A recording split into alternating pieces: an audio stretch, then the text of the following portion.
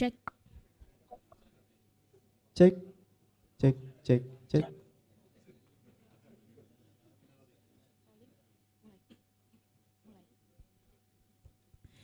Dear Excellencies, distinguished guests, participants, ladies and gentlemen. Assalamualaikum warahmatullahi wabarakatuh.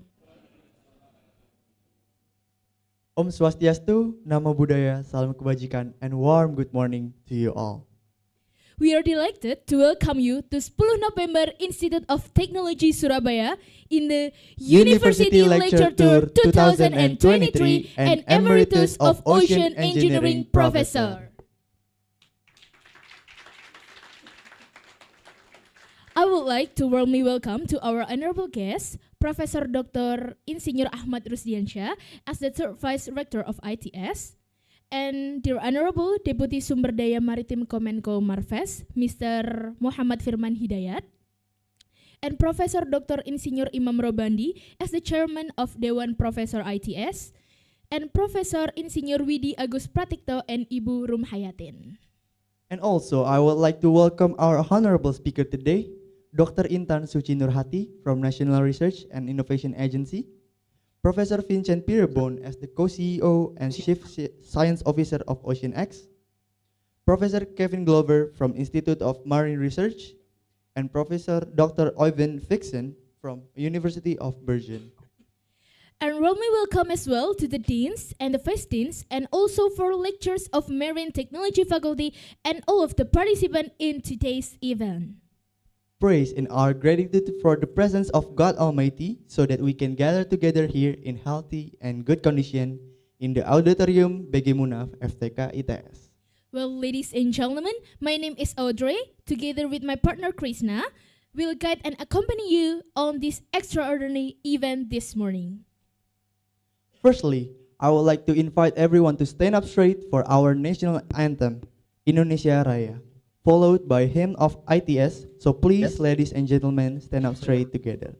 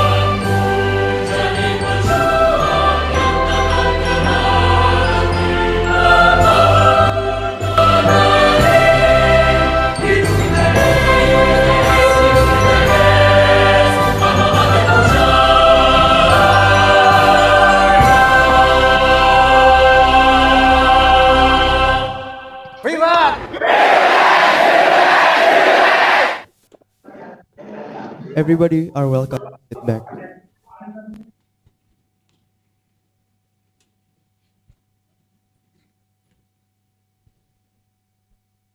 Next, I would like to invite all of us to pray together and praise God Almighty to the well-being of this event. Let us pray according to our beliefs and let the prayer begin.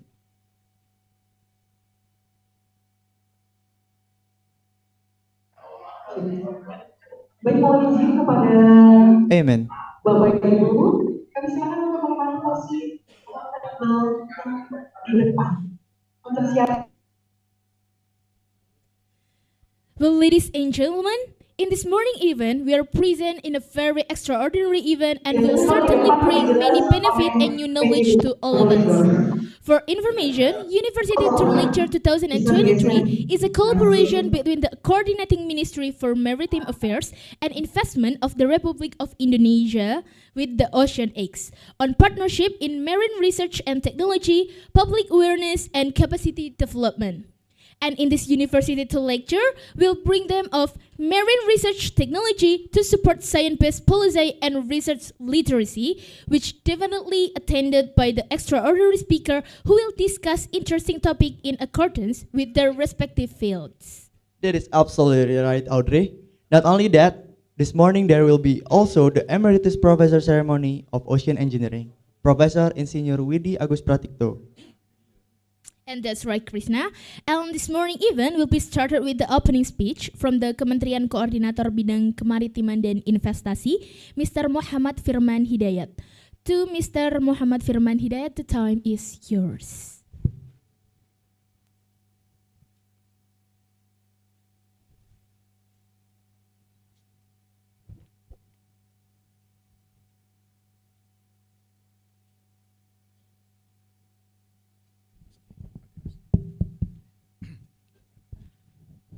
Yang saya hormati, Honorable Profesor Ahmad Rusdiansah, Vice Rector of ITS,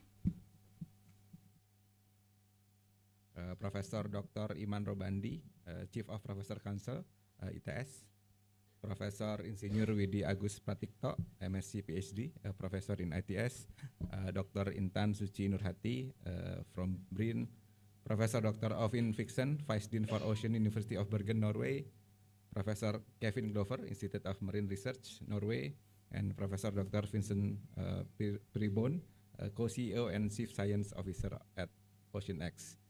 Distinguished guests, ladies and gentlemen, Assalamualaikum warahmatullahi wabarakatuh. Salam sejahtera untuk kita semua and a very good morning. First of all, I would like to express our deepest gratitude to ITS for hosting today's event, University Lecture Tours, the cooperation between Indonesian government and Ocean X.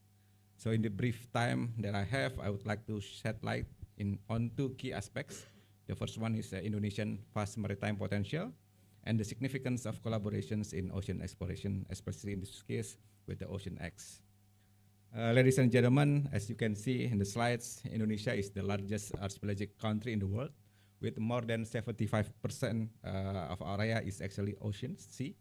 And our vast maritime sea area covers diverse ecosystem ranging from coral reefs, mangrove, seagrass, and deep sea trenches. So we have like mega biodiversity, more than 8,500 marine biotas, and we have also a lot of potential in fishery stocks and everything. But however, next slide. The problem is, although we have this massive potential in maritime sectors, in reality we have not fully tapped those potential yet. So our ocean, especially the deep sea, such as Java Trench or Weber Trench with more than 7,000 meter depths, remains largely unexplored. So we have more than 70% of our sea, but up till now only maybe like 19% that already mapped and updated the data. So unlocking the mysteries of ocean ecosystems can reveal a new source of medical therapies, vaccines, food energy, and other inventions such as plastic solutions. As you can see here, like the bioactivity statistics for new marine natural products increasing, and most of the research in like cancers treatment. And there's also like there's research from BGI China. They found like enzyme from the marine trench that can degrades plastic faster. I think this is the third enzyme from the right. And of course, also there's also potential of deep sea minings. This is actually the CCP zones in Pacific Ocean, if not mistaken. So they found that like more than 340 million tons of nickel reserves in the seabed floor. So it's around like I think it's more than the total reserves right now in the world. So if they have it, I believe Indonesia also have it. Yeah. So of course, information from ocean exploration can help us understand how we are affecting and being affected by changes in Earth's environment, including change in weather and climates. And in addition to that, insight from ocean explorations can help us better understand and respond to earthquake, tsunamis, and other hazards. However, the problem is assessing this depth and comprehending their intricacies requires sophisticated technology and significant financial investments. In the context of like developing countries like Indonesia, the challenges are even more pronounced. Limited financial resources, inadequate technology, and constrained scientific capabilities often hinder our ability to embark on deep sea research independently. This is precisely why collaborations becomes a beacon of hope and progress. Through collaborations, by forging partnership with esteemed organizations like the Ocean X, we can bridge the gaps by pooling our resources, expertise, and technology to tackle complex deep sea research questions that would otherwise be impossible. So today's activity is part of the collaborations between the Indonesian government involving many ministries and institutions, not only Kemenko Marves, with Ocean X and G42. The cooperation was initiated last year during the G20, and we finally signed the MOU last July in Bergen, Norway.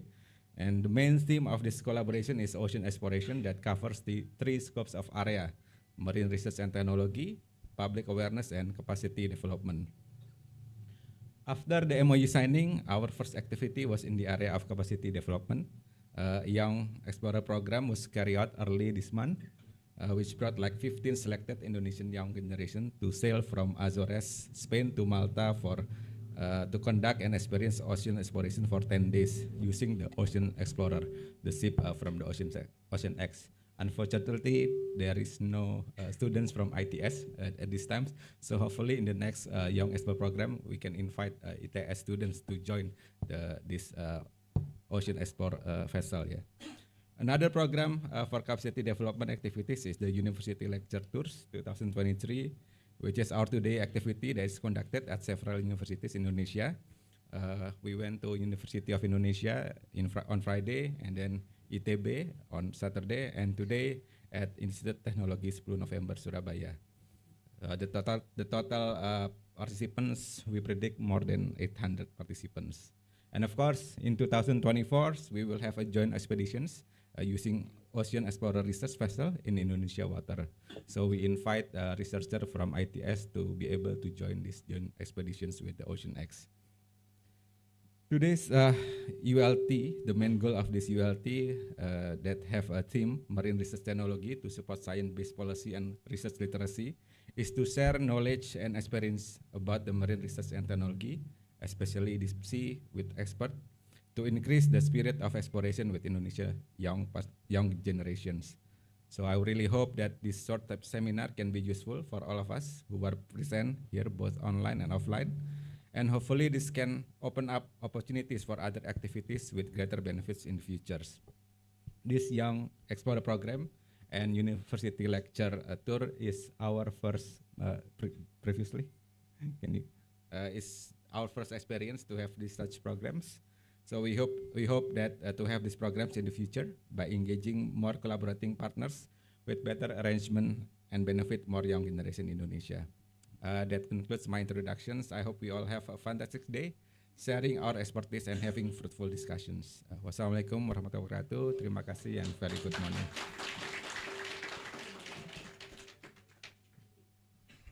Thank you for Mr. Firman Hidayat as the Deputy of Marine Research Kemenko Marves Indonesia for the warm speech that already delivered. But first of all, I would like to invite all of you to get to know about Young Explorer Program, Indonesia Education Mission 2023, with the route from Azores to Malta. Happy watching.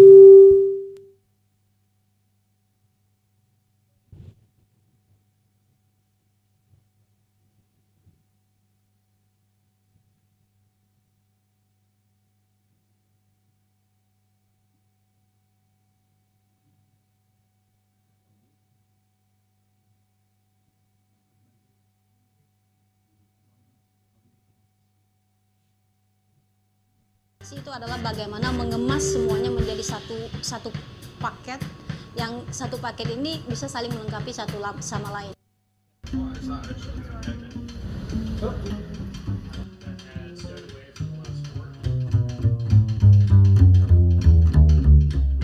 Wow, there's only satu kata, cuman itu adalah amazing. Semuanya lengkap, semua kru, orang-orangnya, alatnya, semuanya kind of cool. Tapi yang menjadi inspirasi itu adalah bagaimana mengemas semuanya menjadi satu paket, yang satu paket ini bisa saling melengkapi satu sama lain. Segi teknologi amazing, kemudian dari orang-orangnya semuanya ingin tidak hanya mengajarkan tapi juga ingin berbagi. Ada water sampler, sensor, temperatur, salinitas. It just like one package that I never seen before. Canggih, futuristik, modern.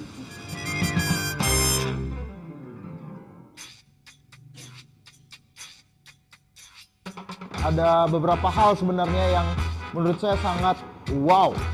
Salah satunya yang ada berada di belakang saya ini, ROV, dengan ukuran yang sangat besar dan kecanggihan yang dimiliki, serta tidak lupa ROV yang dimiliki Ocean X juga memiliki multi beam echo sounder yang bisa membaca dan mendeteksi dan mengambil data batimetri bawah laut. Saya ingin memahami dan mendalami ROV ini.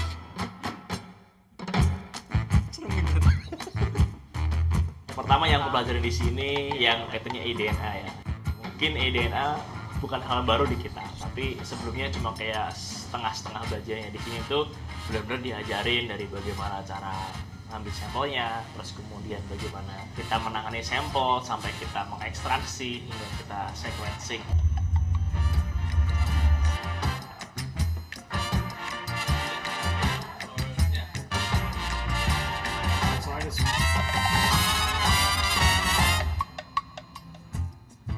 Punya dive center sendiri dan termasuk ada chamber keren di sana.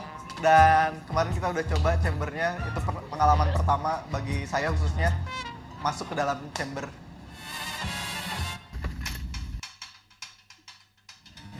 Ini adalah bagian favorit aku yang juga selaras dengan misinya Ocean X, yaitu untuk menjelajahi lautan dan untuk menunjukkannya kembali kepada dunia. Ini dia. Yang memorable apa? Ilmu baru atau skill baru yang didapatkan?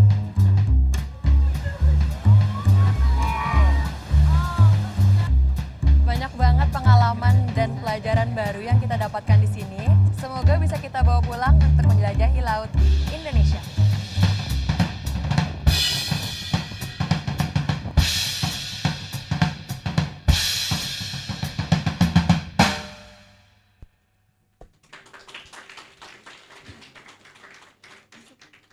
Wow, what a wonderful program that was. Give applause once more, ladies and gentlemen, to Kemenko Marves Indonesia and Ocean X. Furthermore, please welcome the opening speech from the third Vice Rector, Profesor Dr. Engineering Insinyur Ahmad Rusdiansyah. To Profesor Dr. Insinyur Ahmad Rusdiansyah, the time is yours.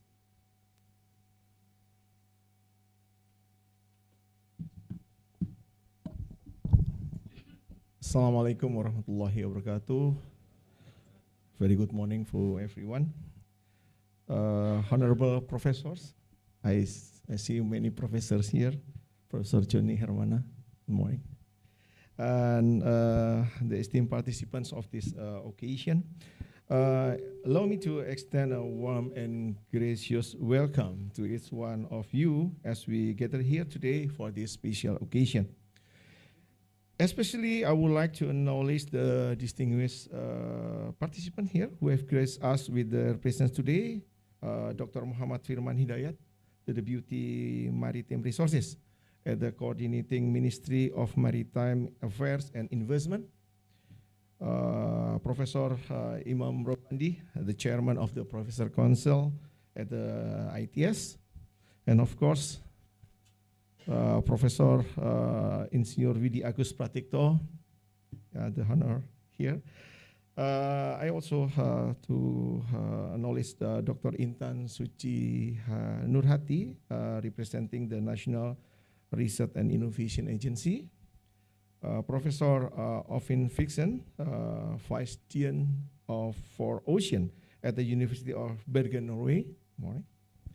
And also Professor Kevin Glover from the Institute of Marine Research, and Professor Vincent Pierre-Bon, the CEO and Chief Science Officer at Oceanics. Today I have the distinct honor of speaking on behalf of ITS Rector, Professor Muhammad Asadi, have another duty in Jakarta. As we gather here, let us first recognize and divine blessing and mercy of Allah Subhanahu wa Ta'ala that have allowed us to convene on this day. We are truly grateful for this opportunity. Our audience today comprises a diverse and illustrious gathering, including scholars, lecturers, students, and representatives from various Indonesian ministries and organizations. We are here not only to express our gratitude, but also to celebrate two remarkable events. First is the retirement ceremony for Professor Widi Agus Pratikto, and the University Lecturer Tours, or ULT. It fills me to joy to welcome you all to the second event of the ULT program.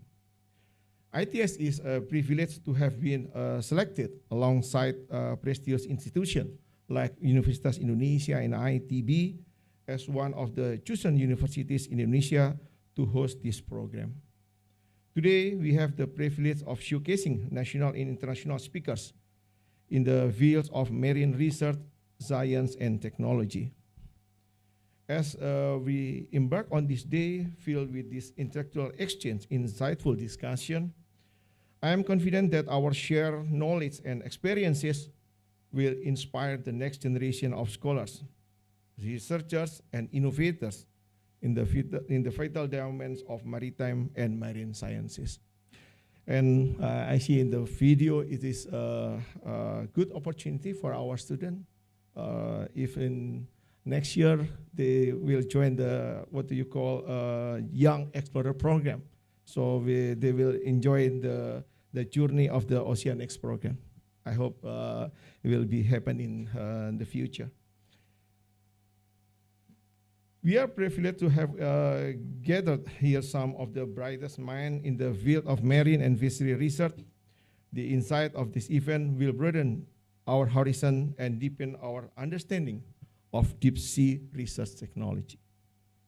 Moreover, we aim to enhance cooperation in vital areas such as marine resource assessment technology, teaching methodologies, and research literacy. And finally, on behalf of ITS, I would like to congratulate Professor Widi Pratikto on a distinguished career, and may your retirement be filled with happiness, good health, and new adventures. Your contribution to the world of academia will continue to shine brightly, guiding to the way of future generation. Thank you and enjoy this momentous day. Assalamualaikum warahmatullahi wabarakatuh. Thank you so much for Professor Ahmad Rudiansyah for the warm speech. And afterwards, ladies and gentlemen, please welcome the opening speech from the chairman of Dewan Profesor ITS, Mr. Profesor Dr. Insinyur Imam Robandi. To Professor Imam, the time is yours.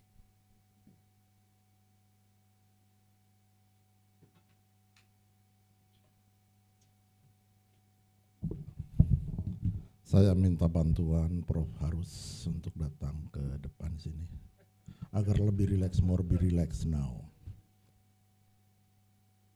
You can bring your guitar together with me for present our guest special from New York, Professor Vincent.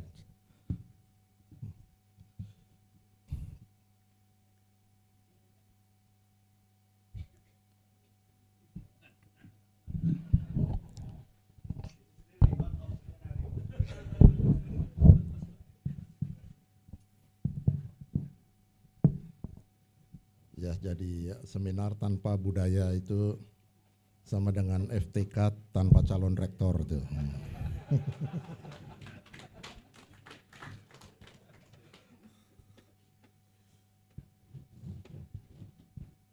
Tidak ada mic.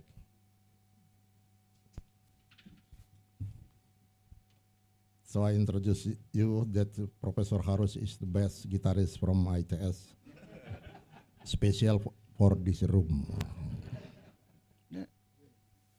Main A minor. Not use this one. Not use you do not use this one. Professor, everything not use equipment. Equipment is number 9, number 7. This is special song I give for special our guru saya, Profesor Widi. Profesor Vincent, this song is about the acknowledgement for the professor. Terima kasihku ku ucapkan pada guruku yang tulus. Please give applause, ladies and gentlemen. Ilmu yang berguna selalu dilimpahkan untuk besarku nanti.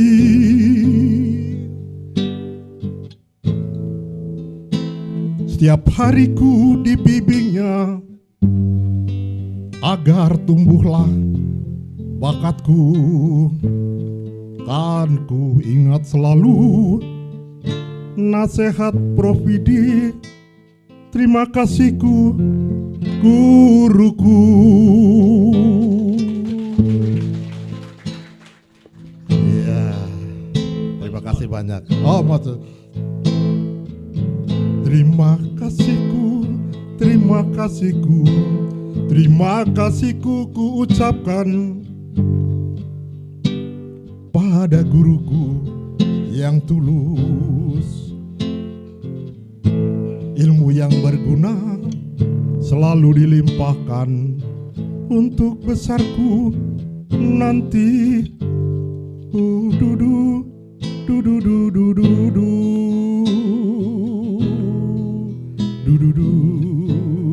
Terakhir. Du, dudu, dudu, dudu.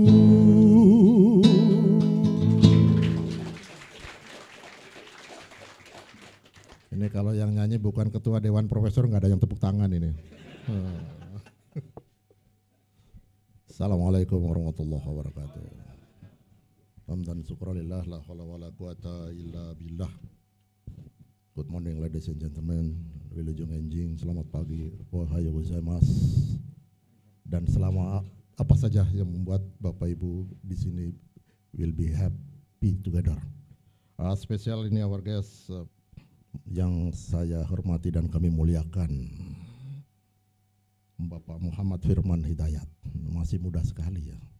Bukan masih muda sekali, saya yang semakin tua.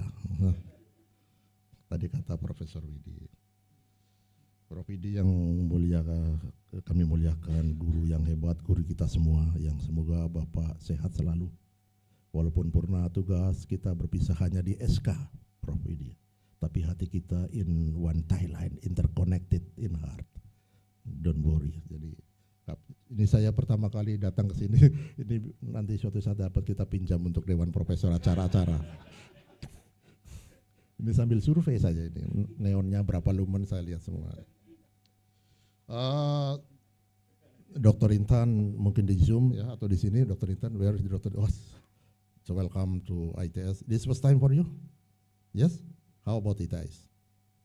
It's okay? Because you are guest, so always say good, ya. Ini biar rileks lah, karena tadi nuansanya Prof. Pak Warek kan serius banget ya, jadi mungkin lulusan Jepang jadi serius. Saya lulusan Jepang yang semi-semi. Profesor Oivin Fiction, the pronoun is okay or not ya? So welcome to ITS Honorable.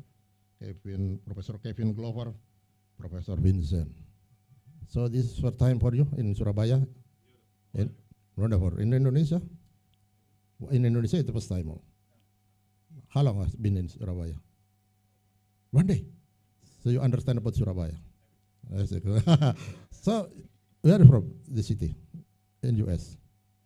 New York. Wow, the super city, yeah, not mega city, but the super. Okay, we get plus for our guest from New York. I use a mix in bahasa Indonesia, in English, in Arabic, in Japanese, in mungkin in bahasa Jawa. Jadi agar lebih relax, to more be relax, I use the sometime Indonesian, sometime bahasa Jawa, because the culture of Indonesia based on in the region language like this, Profesor. Yeah. Prof Widi, Bapak adalah guru yang hebat. I don't talk about the marine and ocean. Yeah, I would like to talk about you, because you are the best teacher. Jadi bahagialah ITS mempunyai guru yang sangat super banget, namanya Profesor Agus Widi Pratikto. Kita beri aplaus. Dalam bahasa Jepang guru disebut sensei. Sen itu duluan, itu bahasa Ongyomi. Bahasa Kungyominya adalah Saki. Se adalah umare, lahir. Se itu bahasa Ongyomi, bahasa Kungyominya umare. Jadi guru adalah orang yang lahir duluan. Orang yang lahir duluan itu dianggap tahu segalanya, dianggap pengalaman segalanya, dianggap bijak segalanya oleh orang yang lahir setelah itu. Orang Jawa, in Japanese people, guru adalah segalanya. Saya dengan Prof Widi banyak sekali kesamaan, banyak sekali perbedaan. Sering ide-ide sama, sering bertolak belakang. Tapi apapun perbedaan saya dengan guru saya, kalau saya berbeda sangat mencolok, saya merefleksi, berarti saya yang kurang pandai. Itu murid. Nah, jadi murid selalu mengatakan, if there is the differences between the teacher, murid akan mengatakan, saya kurang pengalaman, kurang pandai, kurang apa. Jadi kalau ada guru, ada murid merasa lebih hebat dari gurunya, itu murid durhaka. Itu kalau di Quran, wa yaghfir lakum dzunubakum wallahu ghafurur rahim. Cepat-cepat bertobat dan minta ampun. Tepuk tangan untuk Prof Widi. Terakhir, karena dibatasi 2 menit oleh Prof Suntoyo, saya makannya aja 10 menit, suruh bicara 2 menit. Jadi nggak imbang. Gitu. Ya. Terakhir, saya akan mengambil sebuah sastra yang sangat hebat dari Ki Ronggo Warsito. Semoga ini menjadi keteladanan kita bersama dan kita renungkan. But this letter not in English but in bahasa Jawa. Mangkio derajateng projo. Ini karangan Anggitan Ki Ronggo Warsito 1801 sampai sekian, abad 18. Mangkio derajateng projo. Artinya apa? Silakan nanti lihat di Google. Beginilah sebuah kerajaan, kawuryan musuh nyoruri, hilang kebaikan, lurah bangreheng ukoro, pemimpin sumbernya masalah, jalaran tanpa palupi, tidak ada keteladanan, atilar tilastuti meninggalkan yang baik-baik, sujono sarjono kelu, wong pinter melu-melu. Nggih Pak Prof Daniel, kalulun kolotito, hilang oleh zaman yang tidak jelas, tidem tandaning tumati, semua sepi. Harta yang erat, bumi juga mengerang. Yang saya hormati, ini adalah karya Ki Ronggo Warsito sekian ratus tahun yang silam. Belum tentu para pakar hari ini, para pegawan hari ini dapat melakukan seperti ini. Nah, sampai mengatakan sujono sarjono keli, wong pinter-pinter ae melu. Oleh sebab itu sekarang kan banyak orang berpura-pura. Karena zamannya zaman pura-pura, gak ngerti, pura-pura dan lain-lain.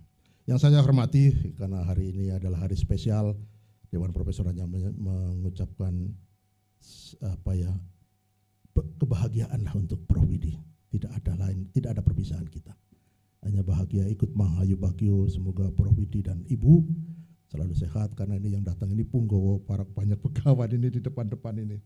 Prof Sekartejo ini kalau saya bicara tentang winasis agak takut-takut juga. Ada Prof Joni, ada Prof Daniel, apalagi kalau salah sedikit nanti saya di WA oleh Prof Daniel. Tapi WA-nya Prof Daniel adalah obat ya, selalu. Dan lain-lain, Pak Dekan ada dan semua ada. Terima kasih hari ini saya diundang ikut berbahagia. Semoga acara ini mustajabah. Mustajabah itu apa ya? Napa niki mustajabah? Kabul lah ya. Keinginan kabul sedoyo kemawon ingkang wong mriki sehat walafiat, tamu yang dari jauh dari dekat dari manapun dapat berbahagia bersama dengan Prof Widi. Saya hanya berharap ini bukan pertemuan terakhir dengan Bapak Ibu semua dengan Prof Widi, tetapi ini adalah awal dari kebahagiaan sekian kali. Semoga ini dan terima kasih saya kepada Prof Suntoyo yang telah diundang, jarang lah ketua DP diundang acara-acara gini karena mungkin saya nggak tahu, mungkin dianggap sibuk atau apa, padahal kita nggak sibuk. Loh kalau sibuk kan ada Prof Bangun ya kan. Nanti beliau diundang suatu saat karena beliau juga. Cara saya itu terima kasih banyak, sehat semua, bahagia. Assalamualaikum warahmatullahi wabarakatuh. Waalaikumsalam. Thank you to the chairman of Dewan Profesor ITS for the wonderful opening speech and terima kasih Kur Serenade for us. Such a lovely voice and wonderful entertainment for us. Give applause anymore for Professor Imam Robandi. And then next, I would like to invite all of the honorable guests, Professor Ahmad Rusdiansyah, Mr. Firman, and all the honorable speaker and Professor Widi Agus Pratikto to come to the stage for the photo session. So please welcome ladies and gentlemen, and the committee please help.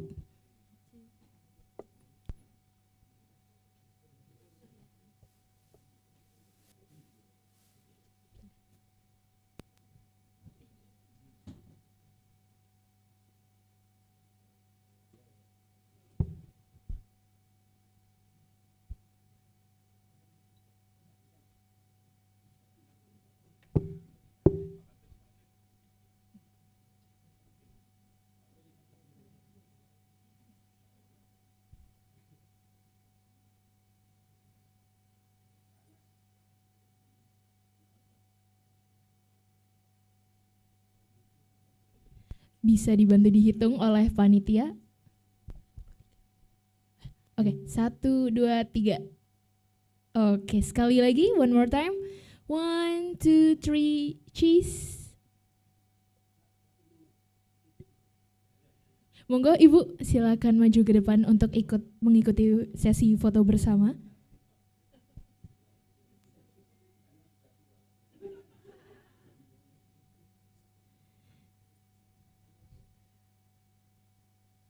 Oke, kita mulai lagi. 1, 2, 3.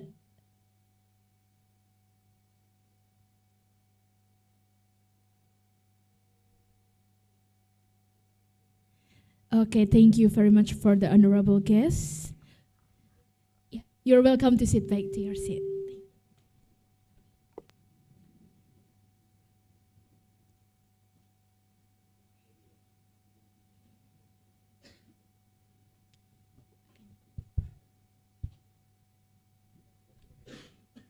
Well, ladies and gentlemen, now we will move forward to the main agenda, that is the lecture session.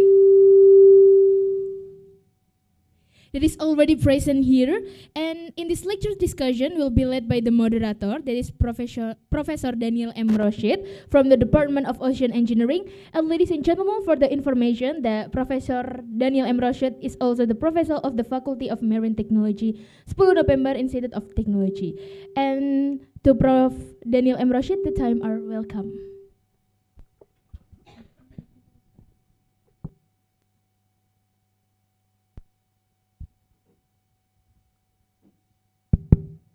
Assalamualaikum warahmatullahi wabarakatuh.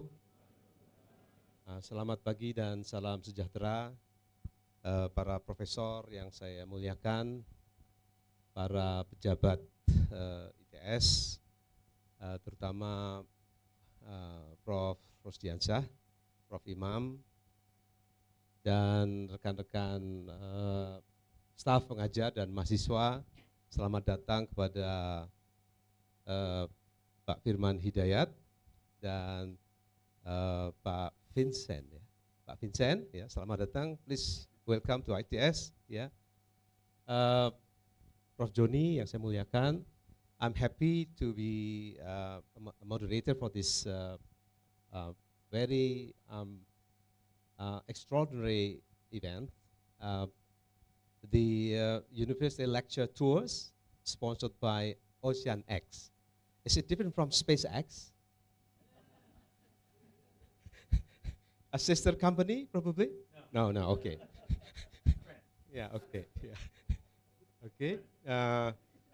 Selamat datang juga pada para profesor di sebelah sana yang saya muliakan. I'm very happy to host the session and to celebrate, not really to celebrate Pak Widi as our emeritus professors. He will be still busy with us in ITS especially. He's my mentor. Did my graduate studies. I have to complete my stability calculations for my final project. I'm very, I really remember the stability calculations for a shape is the one of the most complicated calculation. Yeah. At that time, there is no software, so I have to do it manually. Yeah. Tepuk tangan untuk Pak Widi. Ya.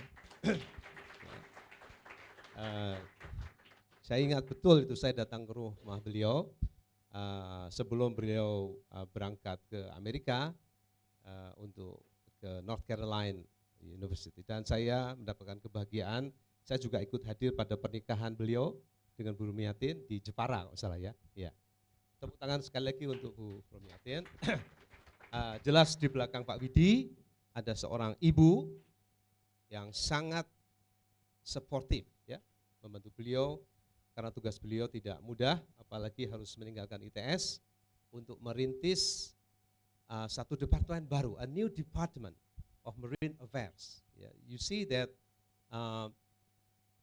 during the last 40 years, approximately, we have been neglecting the marine resources. Only in the time of Gus Dur, he started a new department of marine exploration.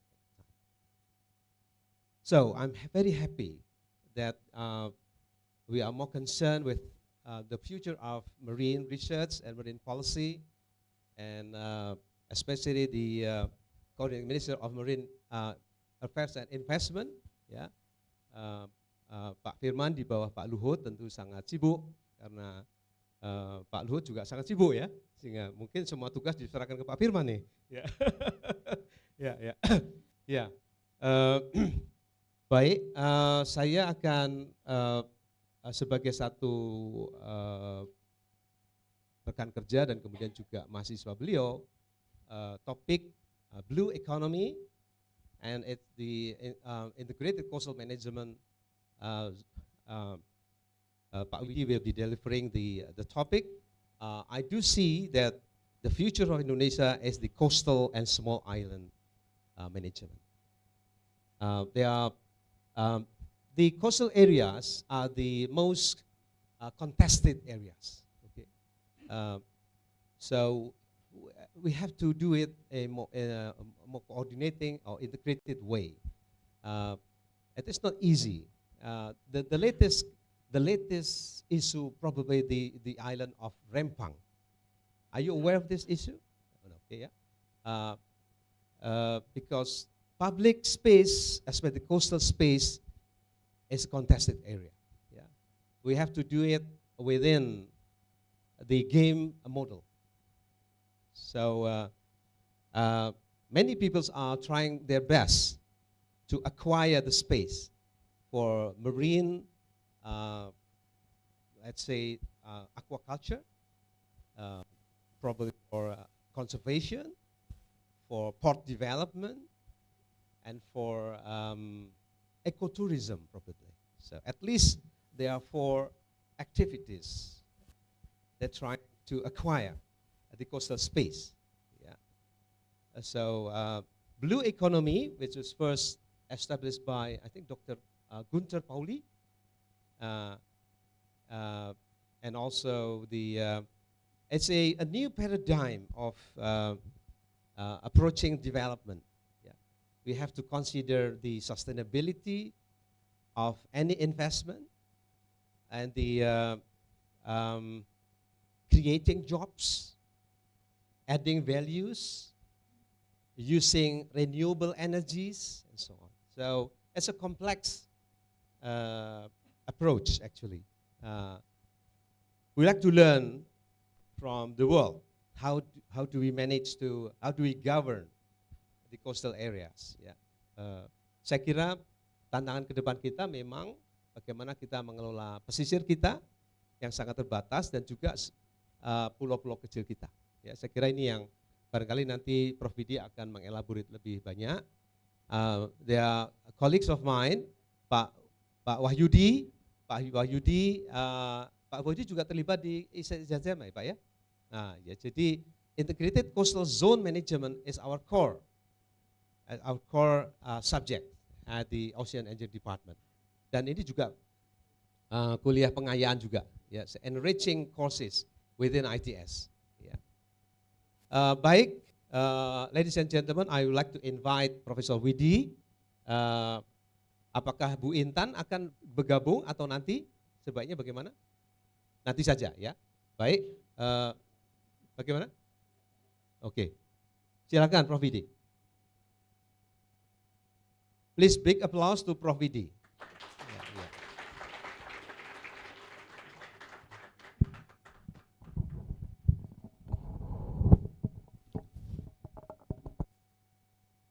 Prof Widi was born in Magelang, if I'm not mistaken, about 70 years ago. Yeah. Yeah, betul ya. 70 years ago, though. Yeah, yeah. He spent some of his time, about 10 years, as the senior officials in the Department of Marine Affairs and Fisheries. Yeah. Jadi Pak Widi menghabiskan sebagian waktu beliau di Departemen Kelautan dan Perikanan, kemudian as the Secretary General of the D8 in Istanbul, and also some years in the CTI Coral Triangle Initiative in Manado. So he has a huge experience and knowledge about these very interesting topics, and we are very happy to have his Purna Tugas, kuliah Purna Tugas, yang saya kira akan sangat menarik. Time is yours, Pak Prof Widi. Silakan. Ya.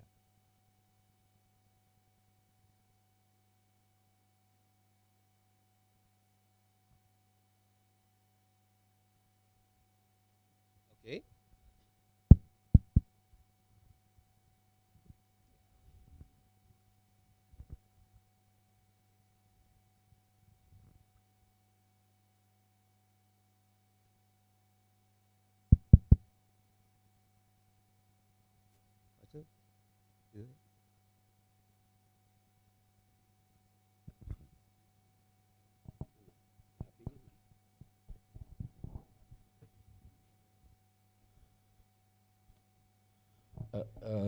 Bapak Ibu sekalian, Assalamualaikum warahmatullahi wabarakatuh.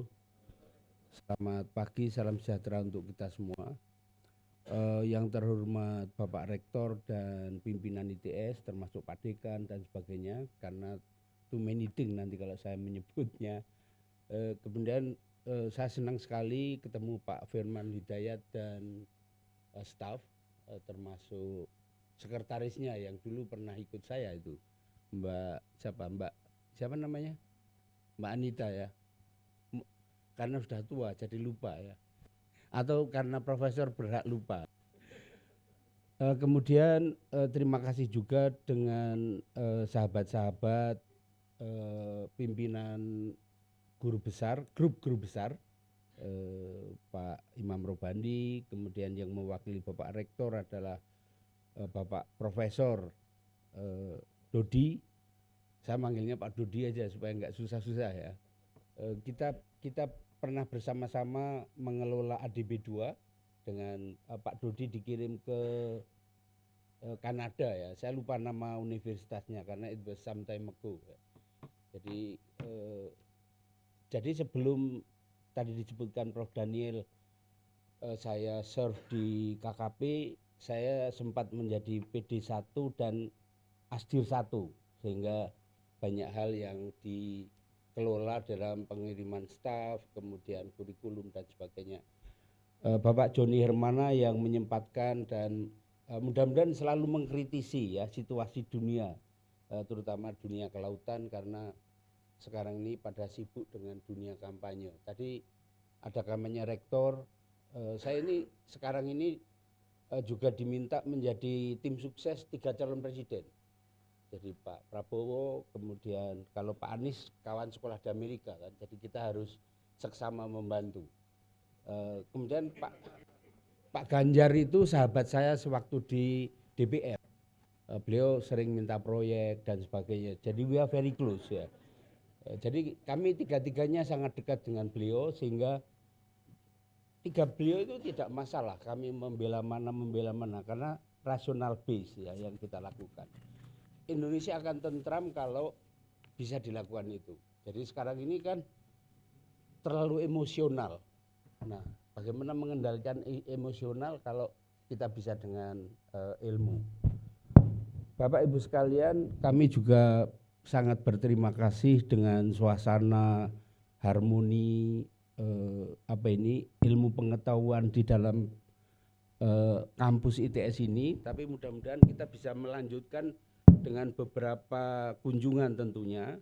Profesor Bergen, Ibu Intan, Pak Vincent, Pak Bergo, kemudian Pak Kevin dan Pak Vixen. When I was young. Jadi saya cerita sewaktu muda, saya dapat beasiswa dari Sigren. Sigren itu di bawah NOA. Jadi itu yang saya menawarkan pada Pak Deputi, siapa tahu saya bisa jembatani ke NOA ya. Karena NOA itu very strong terhadap kelautan. Dulu waktu awal-awal di KKP kita mengembangkan yang disebut dengan program Mitra Bahari. Pak Daniel ini champion di Jawa Timur. Kemudian ada Pak Rektor Unhas yang sekarang yang dulu juga sebagai champion di Sulawesi Selatan. Jadi ada 5 daerah yang kita kembangkan. Sebelum saya ke Sekjen menjadi 34 waktu itu. Jadi sewaktu kecil itu kita betul-betul merasakan small is beautiful, very strong ya. Jadi ini saya kira Pak Firman bisa bermodal dari partnership tadi karena we are well supported dari NOAA waktu itu. Sehingga saya kira Indonesia jangan malu-malu lah apa yang bisa kita lakukan dan tidak ada binding ya, tidak ada binding komitmen dan sebagainya. Saya lihat Pak Vincent dari Ocean X juga banyak berkaitan dengan kelautan. Nanti kita bisa ngobrol lah if we do have time. Bukan nanti tapi we will follow up untuk diskusi bagaimana kita memfollow up kerjasama sehingga memberi faedah terhadap generasi muda. Kita concern karena Indonesia ini hampir 40% adalah generasi muda. Jadi kita concern karena their future, jangan sampai dia tidak memanage masalah-masalah resources ini. Bapak Ibu sekalian, saya tidak bisa berterima kasih ke semua, tapi saya akan memulai materi sehingga mudah-mudahan bisa menjadi open discussion atau modal sehingga kita semua ini bukan ilmu baru sometime ago tapi perlu di highlight di Indonesia. Blue Economy dan IZZM yang sekarang banyak digunakan namanya ICOM, Integrated Coastal Ocean Management, banyak dipakai terutama di Amerika dan Asia Pasifik. Jadi sewaktu kami memimpin CTI itu membawai 6 negara plus 2 negara Australia dan Amerika. We are well supported by US and Australia, especially USAID and AusAid ya. Jadi semasa kami di sana kami memperoleh grant $3 juta. I'm sorry gentlemen speaker, I'm more using Indonesian because that will be giving audience understanding. But I will be glad if with you then I will speak English. Bapak Ibu sekalian, jadi sekarang ini momentum kejujuran yang harus diketengahkan. Kenapa? Saya selama di KKP, Prof Daniel, menterinya itu dua menteri, Pak Rohmin dan Pak Freddy Numberi. Pak Rohmin itu menteri yang jujur. Beliau boleh didebat, boleh kalau sudah masuk ke ranah sensitif, beliau memanggil saya Mas 4 mata aja. Itu bagus, itu tradisi yang bagus. Nah Pak Freddy karena melanjutkan Pak Rohmin, kelihatannya beliau being dictate oleh situasi itu, sehingga banyak hal yang kami melakukan apa yang dilakukan zaman Pak Romin dilakukan, kecuali masa-masa tertentu di mana kadang penasihat itu lebih dominan. Jadi it was pity ya, karena kalau penasihat lebih dominan kadang-kadang tidak dalam kontrol ya, sehingga waktu itu saya harus berhenti dan ditransfer ke Dikti. Saya waktu itu menjadi penasihat menteri bidang pendidikan tinggi a while sebelum kami didepart ke D8 ya. Jadi Februari kami ke Istanbul memimpin 8 negara di Istanbul. Jadi masa perjalanan saya itu sekolah, Pak. Karena bagaimana kami sekolah, Pak Daniel tadi cerita stabilitas perkapalan Pak aslinya. Kemudian S2 saya di Ocean Engineering, S3 di Ocean Engineering. Belum besar menjadi dipinta jadi dirjen. Jadi waktu itu perjuangan. Jadi saya bukan mencari proyek atau duit di Jakarta, bukan. Tapi betul-betul kita dedikasi membangun kementerian baru ya, yang disebut dengan Direktorat Jenderal Kelautan Pesisir Pulau-Pulau Kecil. Dan kita mengawal salah satunya itu Undang-Undang Pesisir dan Pulau-Pulau Kecil. Mengawal program Mitra Bahari bersama Pak Daniel. Untung kita punya anchor karena ada program New S1 Ocean Engineering dan Marine Sciences. Kita menggunakan anchor itu. Jadi nanti mohon Pak Deputi bisa menggunakan jangkar tadi untuk kelanjutan mengencourage generasi muda itu bisa tumbuh kembang ya, menjadi orang yang sadar. Tadi Pak Daniel mengelola pesisir dan sebagainya. Jadi nanti saya ceritakan, sebenarnya saya belum selesai dalam tugas negara, tapi karena backbone tulang belakang saya harus dioperasi, dipasang plat, dan kemudian saya lumpuh. Nah, saya balik ke kampus. Tapi resign terus balik ke kampus. Bapak Ibu sekalian, saya kira Indonesia dengan kekayaan yang luar biasa, tidak ada negara yang tidak suka Indonesia. You name it, pasti suka. Nah, leadership Indonesia itu disiapkan di kampus. Jadi jangan sampai adik-adik kita itu tidak berpartisipasi di dalam kemahasiswaan, karena itu modalitas, itu soft skill ya. Jadi waktu saya mahasiswa, saya dulu ketua senat, kemudian saya juga HMI, dan bukan terus kita memperjuangkan HMI, enggak. Tapi begitu di Jakarta, jaringan HMI itu luar biasa ternyata. Bukan apa-apa, karena saya dirjen, terus di abang-abang itu banyak, abang Widi, abang ini, jadi minta bantuan. Ya. Tapi itu salah satu jaringan yang kita bangun dan salah satu menjaga, memberi sinyal what's going on. Karena ternyata di kementerian Pak Firman kadang-kadang tidak aman ya, tidak aman karena DPR itu sering mengganggu dan sebagainya. Jadi itu saya sangat dekat dengan Pak Luhut waktu itu karena terutama permasalahan dunia. We were close to Pak Luhut sebagai Menko, terutama manakala Papua dan Papua New Guinea ada masalah. Kemudian dari 2016, 2017 di sidang umum PBB menjadi masalah. Jadi biasanya adalah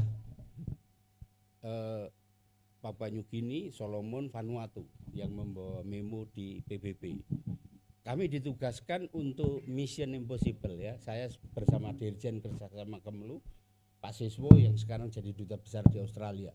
Jadi kita menjalankan beberapa kali misi yang istilahnya itu bagaimana meyakinkan mereka-mereka bahwa we are brother.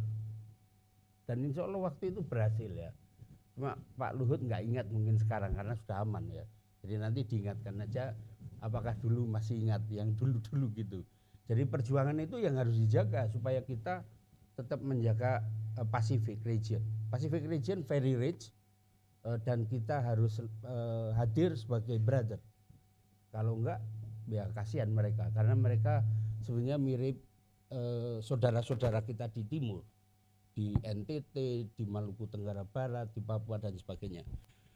Bapak Ibu sekalian, bentar ya.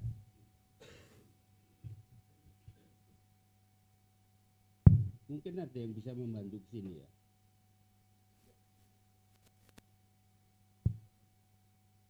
Saya mau left mana? Oh sana. Oke, kita mulai dari awal aja, karena tadi saya belum meng-outline. Bisa agak cepat? Oke. Bapak Ibu sekalian, jadi the role of blue economy and ICZM di Indonesia dan Asia Pasifik. Some of you who utilize English, please read the PPT rather than hearing my speech. Jadi kita menggunakan blue economy, tadi sedikit Pak Daniel sudah menyampaikan bahwa blue economy adalah prinsip-prinsip yang menggunakan close partnership. Jadi kita all together. Jadi kalau di Jawa Timur semua Bapeda, Sekda, Dinas itu all together being managed. Dan itu juga prinsip di integrated coastal zone management. Kemudian menggunakan renewable matters ya. Jadi kita tidak boleh. Jadi misalkan kita membuat suatu industri olahan ikan, kepala, usus itu di-recycle digunakan untuk kolam. Jadi kita punya kolam ditaruh di situ dan sebagainya. Jadi all the matters dalam satu produk perikanan misalkan itu kita utilize. Nah tentunya prinsip ini bisa di scale up. Saya beberapa kali membimbing mahasiswa untuk marine ecotourism, jadi di Banyuwangi, kemudian di Tulungagung dan di di Bawean ya. Jadi itu adalah nanti di contoh ini adalah real ya. Artinya bukan dosen itu bukan cerita saja, tapi we have done it. We did sending dengan grant mahasiswa ke lapangan. Next.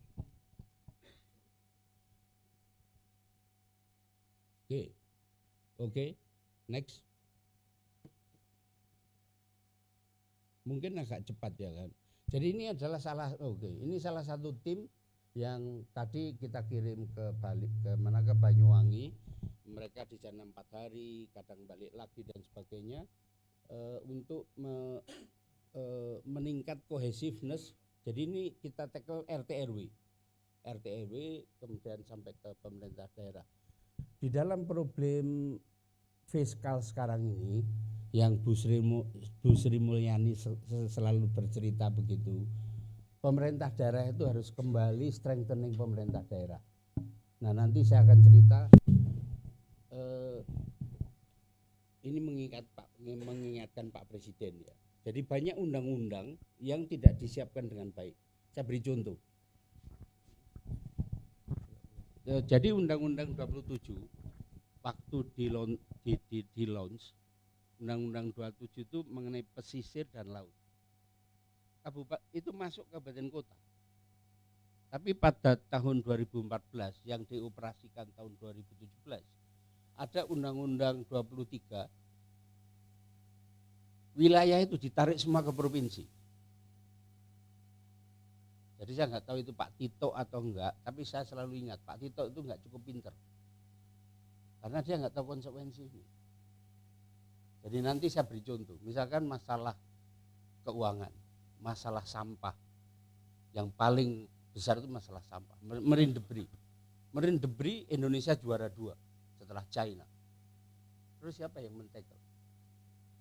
Jadi mestinya provinsi dieduket dahulu menjadi big brother, baru kabupaten kota dilepas begitu. Jadi kita sebenarnya memodel Indonesia itu seperti negara Amerika Serikat.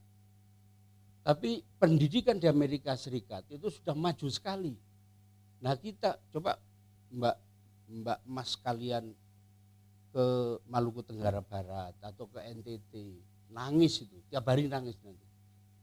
Itu tugas saya waktu jadi dirjen itu, almost every week kita itu visiting daerah-daerah tertinggal. Nah waktu itu ada dana pemberdayaan daerah tertinggal. Jadi waktu kami jadi dirjen, dana kami itu 1 triliun. Untuk pemberdayaan 250 M. Sekarang itu di scrap semua yang pemberdayaan. Karena kita ke kapitalisasi. Ini konsep yang tidak betul kan menurut saya. Nah, kembali ke masalah-masalah ini tadi. Jadi kita itu harusnya bermula pada pemberdayaan yang belum maju, belum tersentuh dengan berbagai hal tadi. Karena memang begitu ya. Dan dulu kita menggunakan PMB perguruan tinggi untuk menjadi pendamping. Karena dosen-dosen, profesor, kalau teaching banyak nganggur nanti. Betul ya Pak Daniel?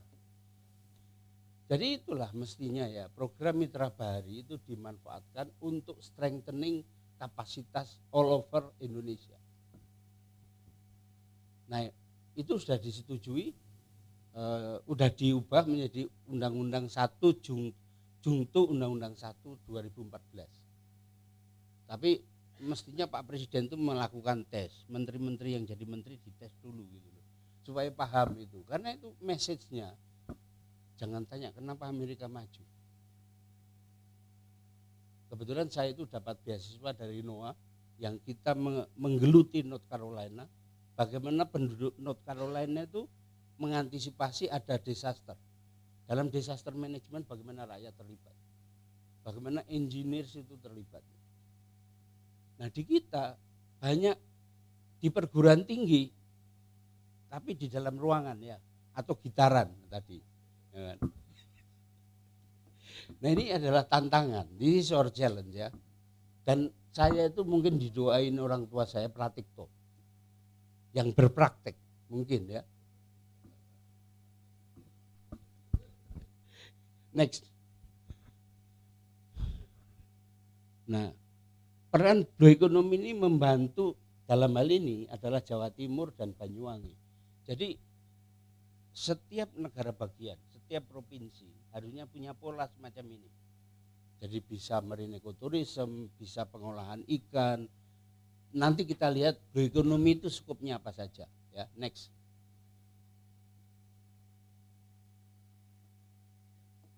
Oke, ini bioekonomi. Jadi ada renewable energy, ada fisheries, climate change, tourism, waste management, dan maritime matters. Ya. Jadi kita boleh milih ini untuk dipraktekkan setiap provinsi. Dan saya tidak menawarkan, tapi saya kalau bisa membantu bersama-sama Pak Daniel, bersama-sama kawan-kawan dari ITS, Pak Joni sekarang banyak waktunya mungkin juga bisa membantu Papua, bisa membantu Maluku Tenggara Barat dan sebagainya. Karena they need us. Kita perlu membukakan pikiran dan cara berpikir bertindak. Nah ini tugas, ini sudah tidak ada yang dari KKP ya. Tugas Pak Deputi ini ngajak KKP. KKP itu kalau menurut saya sekarang ini stall. Jadi kalau pesawat itu enggak getting nowhere. Padahal dulu Pak, waktu kami di sana, departemen, waktu itu departemen namanya ya, departemen perhubungan, departemen macam-macam Pak. Mereka itu gini, Mas resepnya apa? Departemen KKP kok maju pesat sekali, very fast. Banyak PhD-nya, banyak cendekia dan sebagainya. Kebersamaan Pak. Jadi kalau kita roda gila, semua gila, artinya semua bergerak. Jadi jangan beban deputi berhenti di deputi. Asisten deputi, sekretaris deputi, semua gerak. Mitra Bahari itu konsepnya seperti itu. Jadi all together we are moving. Syaratnya apa? No corruption. Jadi jangan ngentit. Betul. Jadi kalau waktu pertama kali saya jadi dirjen, saya kaget itu ada SHU, sisa hasil usaha. Apa itu? Mungkin yang ex KKP tahu itu. Tapi saya ngomong ini, kumpulkan di Sesdit. Habis itu bagi semua. Bedakan 50.000 aja. Beda 50.000. Jadi ini prinsip-prinsip togetherness, kemudian open management dan sebagainya, dan working together. Sehingga kita growing ya. Jadi masalah waktu itu di KP3K itu banyak Pak. Pulau-pulau terluar yang habis hilang sepadan likitan. kemudian kita masalah SIDS ya, Small Island Development State, itu kita harus membantu Pasifik. Kemudian masalah konservasi, masalah banyak hal lah yang kita harus men-tackle, bukan saja nasional tapi internasional. Tapi dengan bersama-sama ini all together saya kira kita bisa mampu. Dan perguruan tinggi sangat membantu kita semua. Next.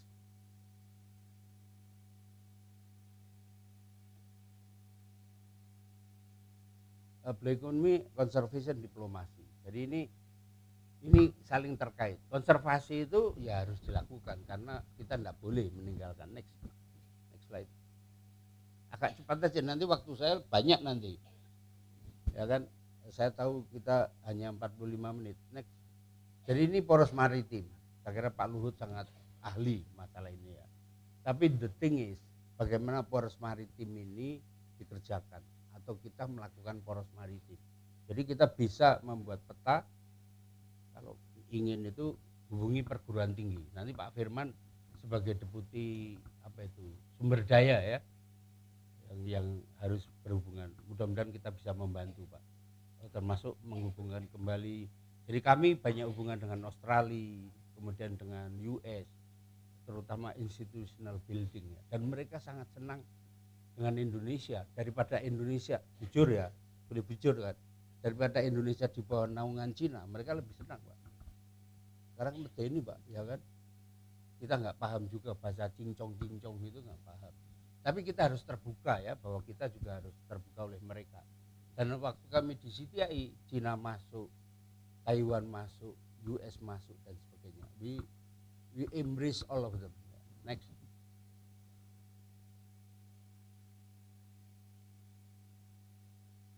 Ayo Dik, ini saya sudah move ya. Nah ini, jadi waktu itu ya sebelumnya kita ke IUCN. Jadi kalau ngomong konservasi, jagonya konservasi atau mbahnya Pak Emil Salim. Ini di NOA ya, kami di NOA. Jadi NOA itu sangat senang dengan kita karena kita sepadan ilmunya, sepadan, kita advokatif itu bisa bermain ya. Next.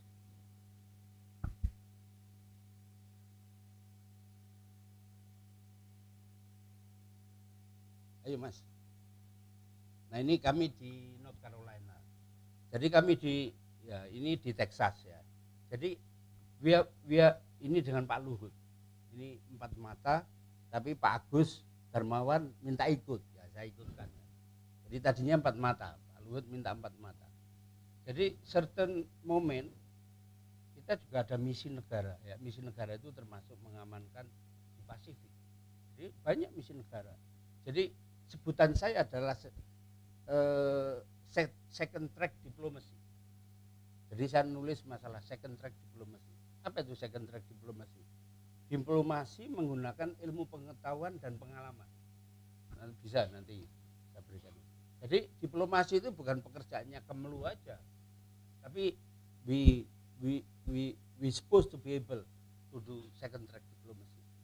Jadi menaklukkan Pasifik itu lebih perlu second track diplomasi karena bisa memberi advice, bisa memberi bantuan, dan kita tahu sumber-sumber bantuan dan sebagainya.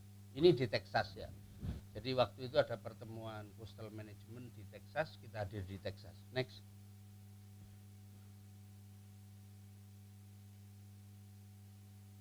Oh ini Mbak, tadi sudah ya. Terus.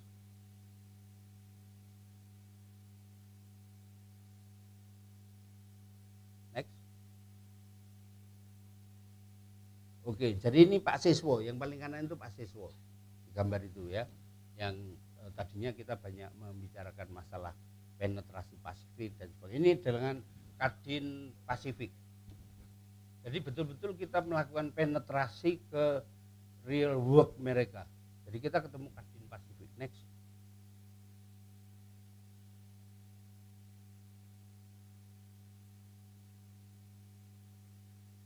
Monggo Mas. Nah ini di Scibased ya. Scibased kita ketemu sama bule, sama orang Filipina, sama beberapa kawan Indonesia. Jadi ini bantuan dari USAID melalui NOAA bantu CTI. Jadi mereka plot 2 juta dolar. Nah sekarang saya mohon Pak Deputi ya, AKP mungkin diselentik itu, supaya banyak Indonesia doing something gitu loh, ngawasi. CTI itu ngapain sekarang? Ya kan? Salah-salah hanya berdoa mungkin, saya nggak tahu ya. Tapi no, kita harus berdoa dan berbuat. Next. Jadi ini krunya juga kita campur-campur ya. Krunya ada dari Filipina, ada dari mana-mana lah. Terus next deh. Karena masih banyak sekali, ada 70-an slide itu. Oke, jadi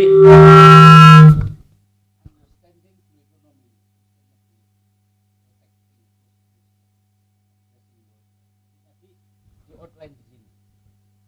Nanti juga ada bagaimana konteks ekonomi di CTI. Next.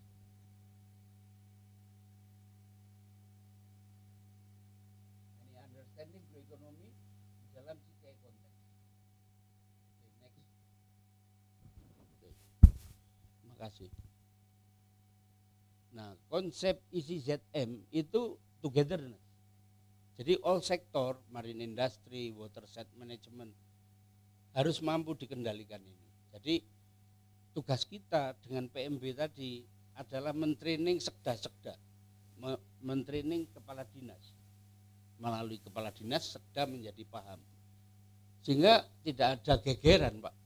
Yang sekarang ini kan nanti dikit-dikit gegeran dan sebagainya. Jadi kalau kita spend 3 bulan sekali atau apa ketemu begini, vektor itu menjadi terarah, terfokus ya. Next. Nah ini konsep sustainability, ini sama sebetulnya. Ini alat kontrol bagaimana kita mengelola wilayah pesisir. Jadi mau ekonomi, mau apa. Jadi untuk navigasi, untuk pengembangan penduduk, apa ini, perumahan, rekreasi, is okay, tapi ada alat kontrolnya, ada manajemen measure. Ya, jadi mata kuliah ini memang seyogianya kita membiarkan mahasiswa ke wilayah yang didesain. Misalkan kebetulan dekat sini ada East Coast ya, yang berkorelasi dengan kegiatan ini. Next. Ini sebenarnya sama, prinsip-prinsipnya menggunakan Undang-Undang 27. Jadi Undang-Undang 27 yang saya khawatir, mudah-mudahan masih ada yang, ini sudah nggak ada yang dari KKP ya, dan nggak ada ya. Tapi mungkin Pak Deputi send a message atau ke Pak Dirjen masih ingat Undang-Undang 27. Mungkin harus gitu. Apalagi sekarang sudah ada Undang-Undang 1 2014. Nah ini berarti kan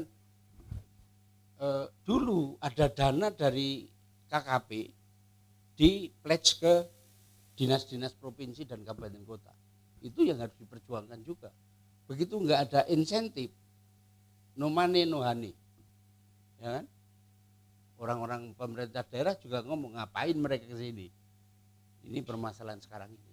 Next. Jadi ini bagaimana ilmu pengetahuan mempengaruhi cara berpikir kita menggerakkan ekonomi. Kebetulan pertengahan Oktober kami diminta Pak Profesor Bandi ngisi STEM, Science, Technology, Engineering, Mathematics. Jadi perannya itu bagaimana menjadikan kompetitiveness bangsa. Nah kalau profesornya nggak kompetitif, gimana profesornya nanti bangsanya kompetitif kan gitu ya. Jadi itu yang akan kita sampaikan juga nanti di para guru besar, para pendidik 19 Oktober nanti ya. Next. Inovasi. Inovasi itu tidak mungkin terjadi kalau nggak ada insentif, nggak ada sesuatu yang menarik, nggak ada kebebasan. Saya tanya, sekarang ini ada kebebasan enggak? Mungkin ada ya, tapi terbatas. Yang sering muncul sekarang ini siap. Kalau siap itu berarti enggak bebas itu, ya kan? Siap. Nah ini yang juga attitude yang harus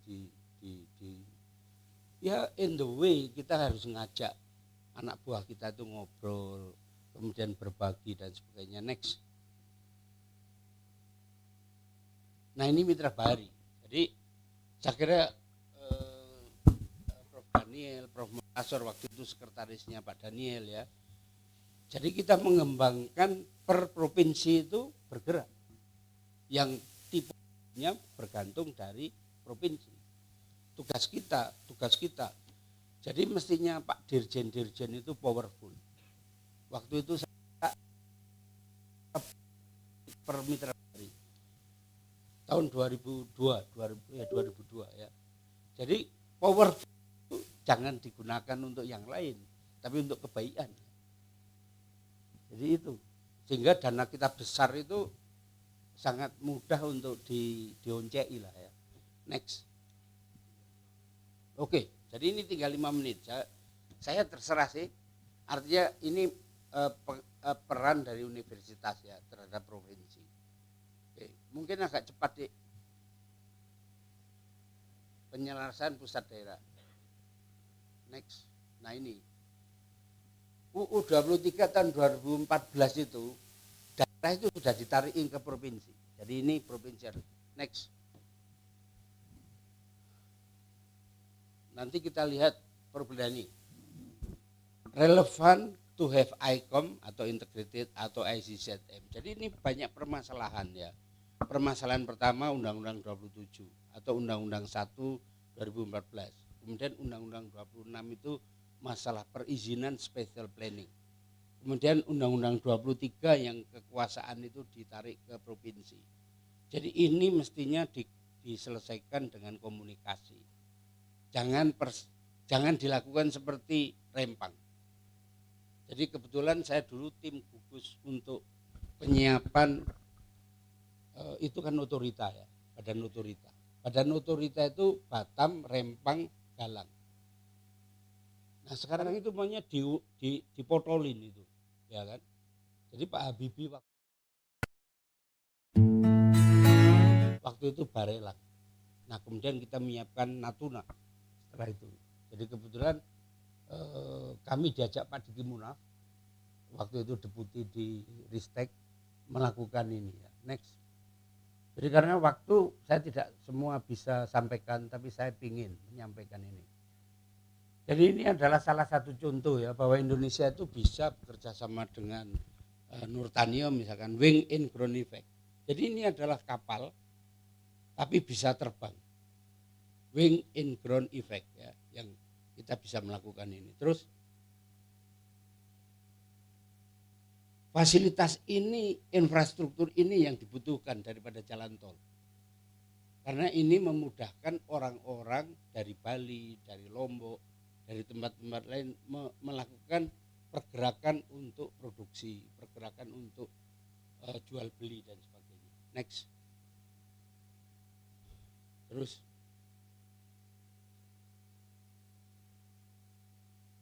Next.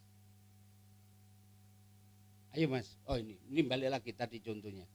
Jadi ini implementasi, terus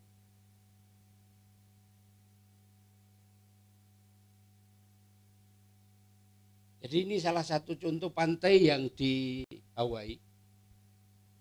Dia depannya ini konservasi. Jadi konservasi hiu dan konservasi turtle ya. Udah enggak apa-apa. Ini Banda. Ini daerah Banda. Sebenarnya kita bisa nggarap dan kita bisa memberi advice. Next.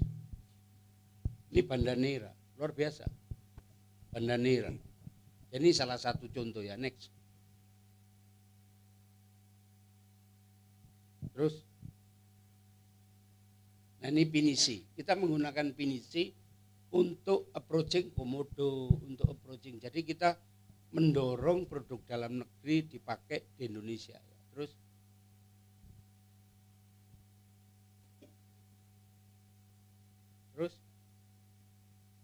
ini sama ya. Ini Pulau Komodo. Kita mengembangkan Pulau Komodo. Ini di Pulau Komodo.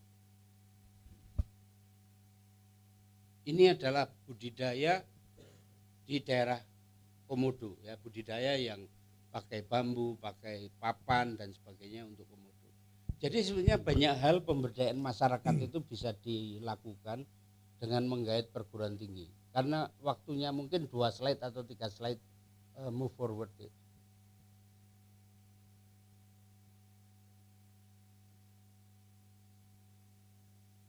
Gak bisa ya? Ya. Oke, ini sama. Terus saya mau conclude aja lah. Saya mau conclude ya. Sebenarnya masuk ke Banyuwangi aja. Contoh bahwa kita menyentuh Banyuwangi, terus ke belakang aja masuk ke Banyuwangi. Tapi sambil menunggu itu karena waktunya juga sudah habis. Jadi waktu di CTI kita ini ada business forum, ada kegiatan-kegiatan marine ecotourism dan sebagainya. Tapi sekarang saya tidak di CTI ya. Bapak Ibu sekalian, jadi start from little project ya.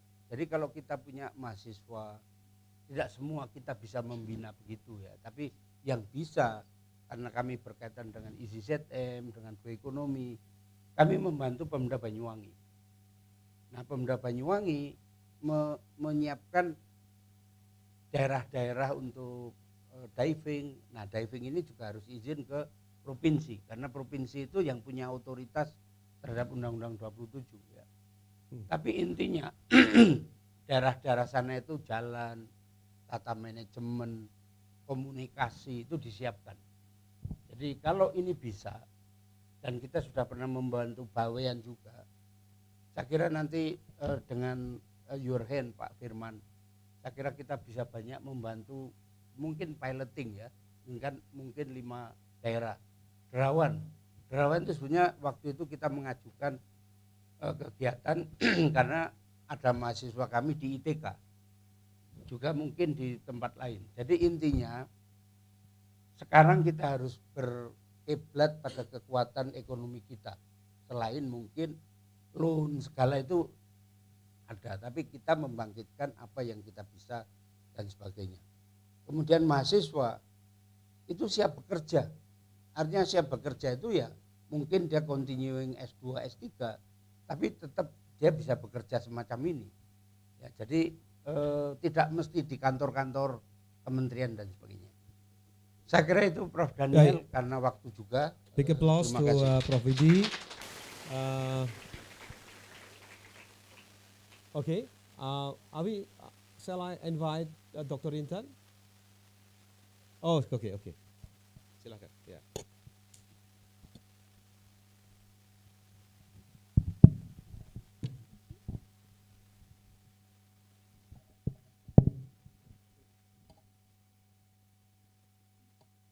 That is a very insightful lecture from Professor Widi that tell us more that blue economic impact on Indonesia, the role of integrated coastal zone management, the innovation and all the acts that are relevant to Indonesia and also Asia Pacific. Afterwards, as an appreciation for the emeritus of Professor Widi Agus Pratikto, Department of Ocean Engineering will commemorate Professor Widi's dedication for 43 years to teach and provide knowledge for the nation's generation to develop Indonesia's maritime field. That's right. And to the head of Ocean Engineering, Mr. Herman Pratikto, please welcome to the stage to give the commemoration for Professor Widi. And we would like also to express our deepest gratitude to Professor Widi, who has provided very useful knowledge and produced extraordinary generation for maritime development in Indonesia. And well, ladies and gentlemen, there is also a video from the student of Ocean Engineering that we made for Prof Widi.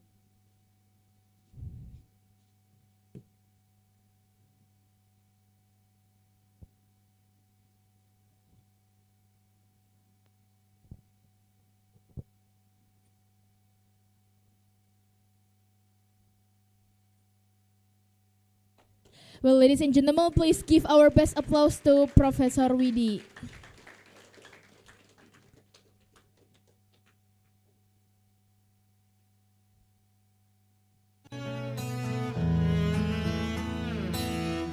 Datang akan pergi, lewatkan berlalu, ada kan tiada bertemu. But Professor, Before we move, there will be a special surprise also for Professor Widi from the Hydrodynamics and Informatics Laboratory, specifically from the former students of Professor Widi. Please To the welcome. lecturers, Profesor Suntoyo, Ibu Danis, and Bu Sylvie, please welcome to the stage to give the commemoration for Professor Widi and also take a photo. Tidak ada satu orang pun yang siap dengan So ladies and gentlemen, this is the lectures from the Hydrodynamic Laboratory from the Ocean Engineering Department and give the commemoration for Professor Widi. atas ilmu dan pelajaran yang telah diberikan. Saya, Hernanda Satrio, dari Angkatan 2021, mengucapkan terima kasih kepada Prof. Widi untuk seluruh bimbingannya. Please give applause, ladies and gentlemen. Terima kasih Prof. Widi karena telah menjadi lentera penerang pada kegelapan yang harus kami lalui. Semoga kami dapat meneruskan semangat dan perjuangan Prof. Widi di masa ini dan masa selanjutnya. Sekali lagi, saya Thank you. Maybe I have a few words from Professor Suntoyo. mengucapkan beribu terima kasih Ya. kepada Prof. Assalamualaikum warahmatullahi wabarakatuh. Dan semoga Ya, mohon maaf ini saya pada kesempatan ini ingin mengucapkan rasa banyak terima kasih kepada Prof. Widi. Karena beliau adalah merupakan guru kami. Jadi saya menjadi PNS di sini juga jasa beliau. Di tahun 1995 ketika itu beliau mengundang saya untuk jadi dosen. Maaf ini nggak bisa.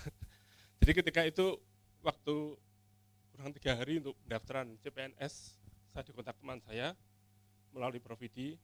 Kalau ingin jadi dosen silahkan daftar. Sama saya teringat saat itu. Padahal waktu itu saya dapat tawaran kerja di PU Bali untuk tahun 96 bulan April. Kebetulan saya juga dibantu oleh Prof. Ini Pak Udoli, ada temannya namanya Pak Ngurah Agung. Beliau kerja sama baik dengan di Renon Bali, ada PU Bali, karena tugas akhir saya adalah terkait dengan perencanaan perlindungan pantai di Panjang dan di Dasa atas bimbingan Prof. Widi. Dan alhamdulillah dari produk tugas akhir dirasa cukup bagus, kemudian ditawari untuk jadi bekerja di Renon Bali. Tapi alhamdulillah memang takdir saya adalah menjadi dosen di bawah bimbingan Prof. Widi. Jadi oleh karena itu jasa beliau kami tidak bisa memberikan sesuatu yang bersesuaian mungkin dengan kebaikan beliau.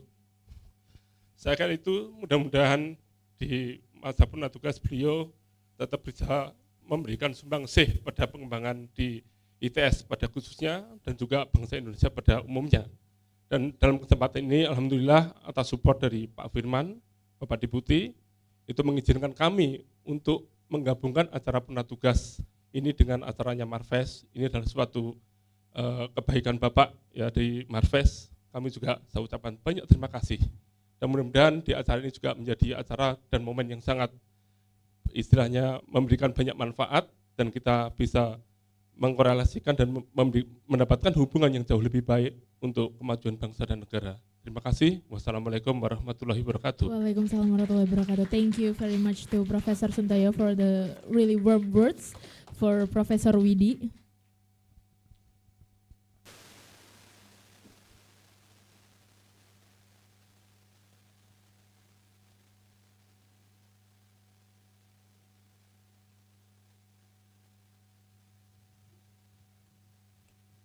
Okay, thank you for the honorable guests and the few words from Professor Suntoyo to Professor Widi.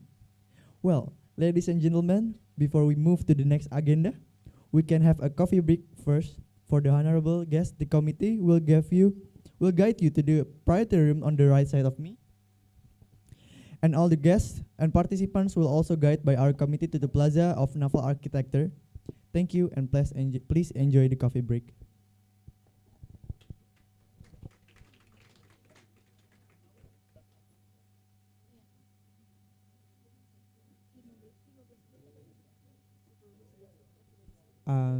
The coffee break time will be 15 minutes. So for the ladies and gentlemen and all the participants, please come to Auditorium BG Munaf FTK ITS again at 10:15.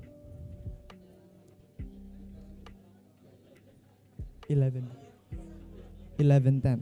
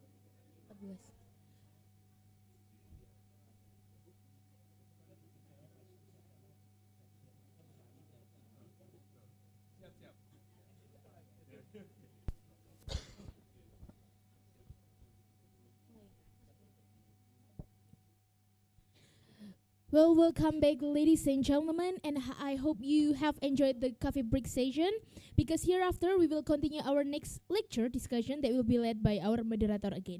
And in this section, we will have the online speaker first, that is Dr. Vincent and Dr. Kelvin and Dr. Oivin, and to moderator Professor Daniel M. Rashid. Okay. Are you ready? Yes, I am. Okay. The time is yours. Assalamualaikum warahmatullahi wabarakatuh. Ladies and gentlemen, there's a slight revision of the agenda. Dr. Vincent and Dr. Intan will be talking later on. So we are inviting Professor Kevin Glover of the Institute of Marine Research in Norway. Hello, good morning, Prof. Kevin Glover. Are you there? Can you hear me? We can't hear you. Okay, good. We hear Can you quite hear clearly. me now? Yeah, okay, good. Professor Kevin Glover will be talking about genetic markers to manage fisheries, and it will be followed by Professor Oivin Fiction from the University of Bergen. We'll be talking on research and education for sustainable use of the ocean. Please, Professor Kevin, please, time is yours. You have 25 minutes. 25 minutes. Okay, please. First and foremost, do you see my presentation and do you hear me clearly? Yes, very clear. Good. Yeah, very clear. Okay, thank you. Okay, thank you for the opportunity to present some of the work we do at the Institute of Marine Research. So, my name is Kevin Glover. I'm a professor of genetics, and I also lead the population genetics group in the Institute, approximately 40 people. But before I talk about how we use genetics and genomic tools to address sustainable issues in fisheries and aquaculture management in Norway, I just want to say a little bit about our institute. So, the institute I work with is the Institute of Marine Research. It's the blue building you see on the slide that's given a bit of illumination for the day. It's one of the biggest marine research institutes of its kind in Europe. We have approximately 1,200 employees, and we're owned by the Norwegian government, and we're basically their main research institute to go to answer questions about monitoring, research, and any advisory work in the marine environment. Now, we're a national research institute, and we have 4 pillars of research we deal with. First and foremost, our research goes into ecosystems and then human impacts on these ecosystems. Without healthy ecosystems in the marine environment, we have a problem to harvest and have sustainability.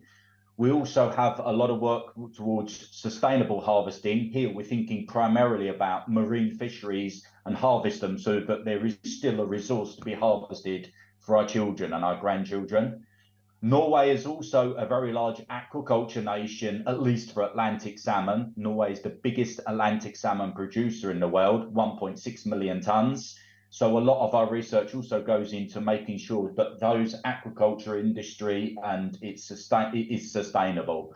And then our institute also gives advice about healthy seafood, basically checking seafood for toxins and other pollutants so that what we're eating is both healthy and, shall we say, toxin free. Much of the advisory work we give is on the fish stocks. Currently, our institute gives advice in International Council for Exploration of the Sea and other management boards, advice on over 80 fish stocks. So we're out surveying, together with other nations, the oceanic and coastal fish stocks and giving advice so that we can harvest them at sustainable rates. As I also said, that aquaculture is a big industry in Norway. So we also do a lot of work giving advice on the sustainability of the aquaculture, making sure that it doesn't have a negative impact on the environment. And each year, the Institute is testing disease and pollutants in a lot of fish and fish products to make sure that the consumer gets a high quality product.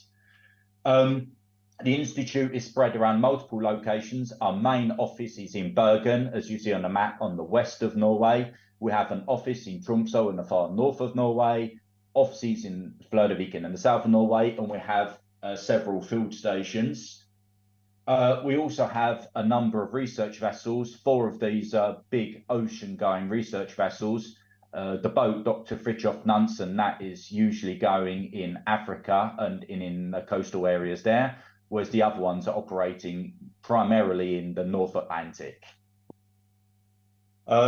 Aquaculture and marine fisheries is very important in Norway. As you see in the center of the map, that's Norway. We're surrounded by the Barents Sea and the Norwegian Sea. We also have a very long coastline, and Norway has more sea, 6 times more oceanic area than it has land area. So marine issues are very, very important in Norway. And the vision of our institute, as I say, we're the primary advisor to the Norwegian government, is that we provide objective scientific advice to lead to a clean, rich ocean and coastal areas for the future also.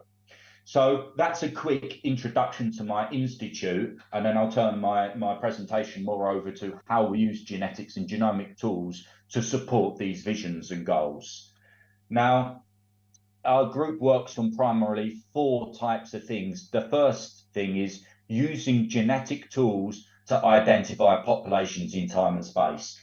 In order for us to do truly sustainable harvest of fisheries products, we need to know whether we're fishing on one or multiple populations. And in Norway, we use genetic tools on most of the marine fisheries that we exploit to ensure that we know whether we're exploiting this population or this population and what stocks we're exploiting.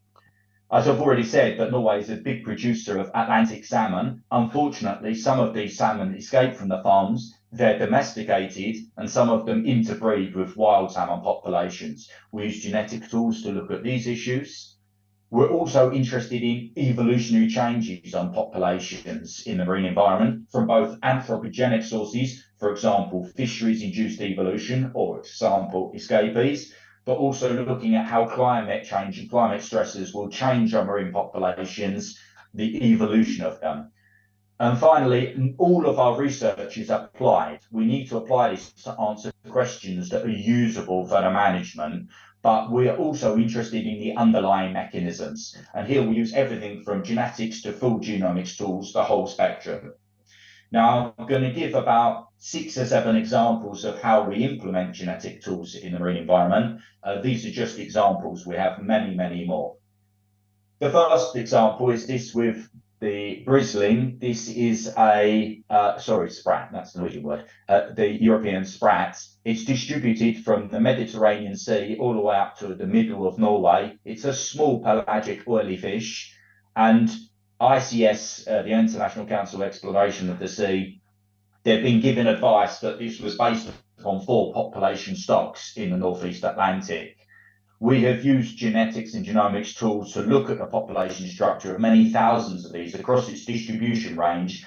And as you can see from the PCA plot in the bottom left, you see that the sprat in the Norwegian fjords is separated to the orange sprat, which is in the North Sea and around the British Isles, and then the sprat into the Baltic. What's interesting here is that even though the sprat and the North Sea are very close to the Norwegian fjords, there is no genetic connection between the sprat in the Norwegian fjords and in the offshore populations, which we didn't know before we was using these genetic methods.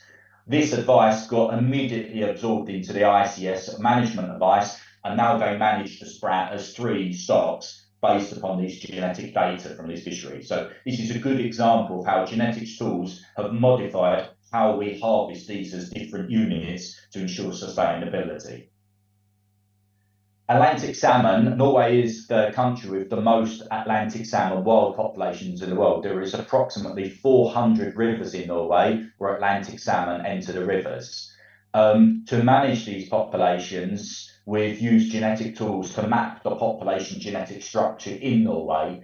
And what we can see is that there is in the colourful figure on the bottom left, if you look at the top panel, you are seeing basically 70 populations looking blue and about 70 populations looking brown. These are, if you look at the map at the top right, are divided into the northern Norway and in the rest of Norway. And what we see is there is a large genetic divide between the populations in northern Norway and the rest of Norway. And what this shows is that Atlantic salmon recolonized Norway approximately 10,000 years ago when the glaciers retreated after the last ice age.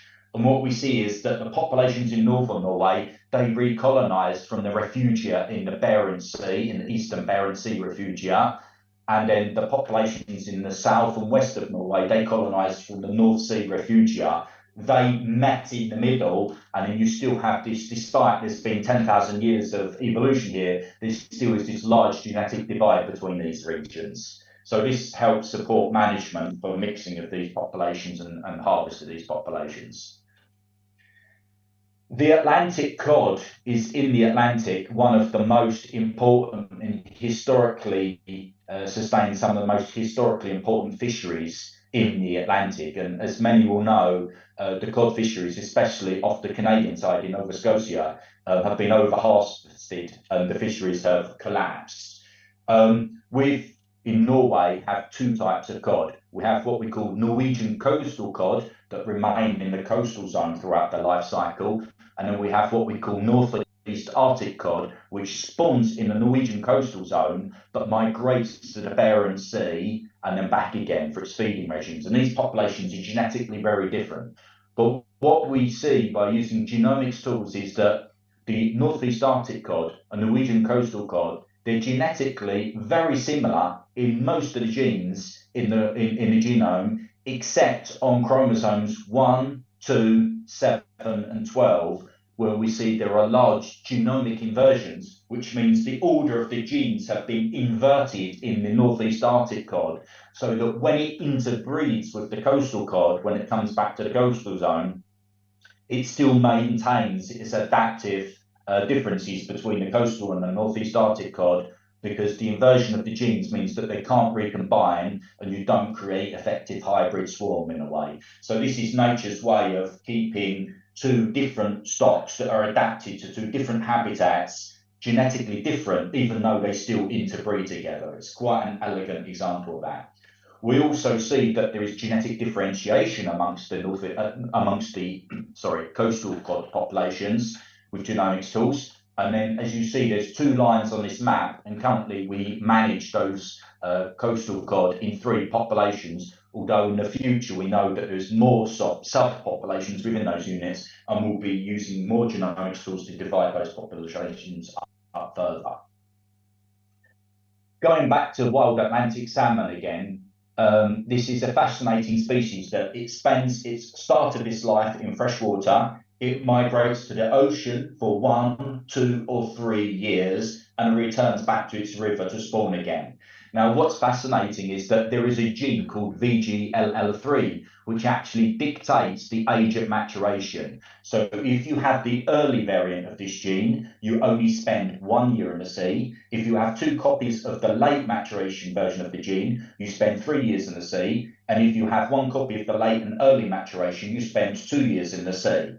What the figure shows in the top right is that we have these red bars sticking up from our samples from the 1980s. What we saw is that this gene was therefore dictating 60 to 70% of the age of maturation. So this gene is nearly dictating all of the age of maturation. But when we look at samples in this population from 2013 to 2016, you'll see there's no red bar there. What that tells us geneticists is that that gene suddenly has lost its effect. Now, what is the difference between the 1980s and the 2013s, and why does that gene suddenly lose its effect? What it shows is that in that period, the oceans around Norway got slightly warmer, and there is less zooplankton available to the salmon when they enter the sea. And what happens is when they go to the sea now in the new period, they do not find as much food, they do not grow as quick, and then suddenly individuals that have two early copies of the gene that should have matured after 1 year in the sea, they do not have enough energy reserves in the body, and then suddenly they overrule the gene and they have to spend 2 years in the sea. So what we have here is an example of a climate change driven change in the marine ecosystem, changing the feeding system for salmon, which thereon changes the connection between the trait, age of maturation, and the gene influencing that trait. So we have perhaps one of the first global examples of a gene and its trait being disconnected due to global warming. It's quite spectacular. We're also interested in deep sea genomics. The mesopelagic fish, the ones that sit in the deep sea, have not historically been harvested that much. This is the lanternfish, is one of those resources. We wanted to see, we're using samples across the entire Atlantic, all the way down into the Mediterranean, whether these were in separate populations or what connectivity there is. So we took samples from the Norwegian fjords, as you see from the right map insert.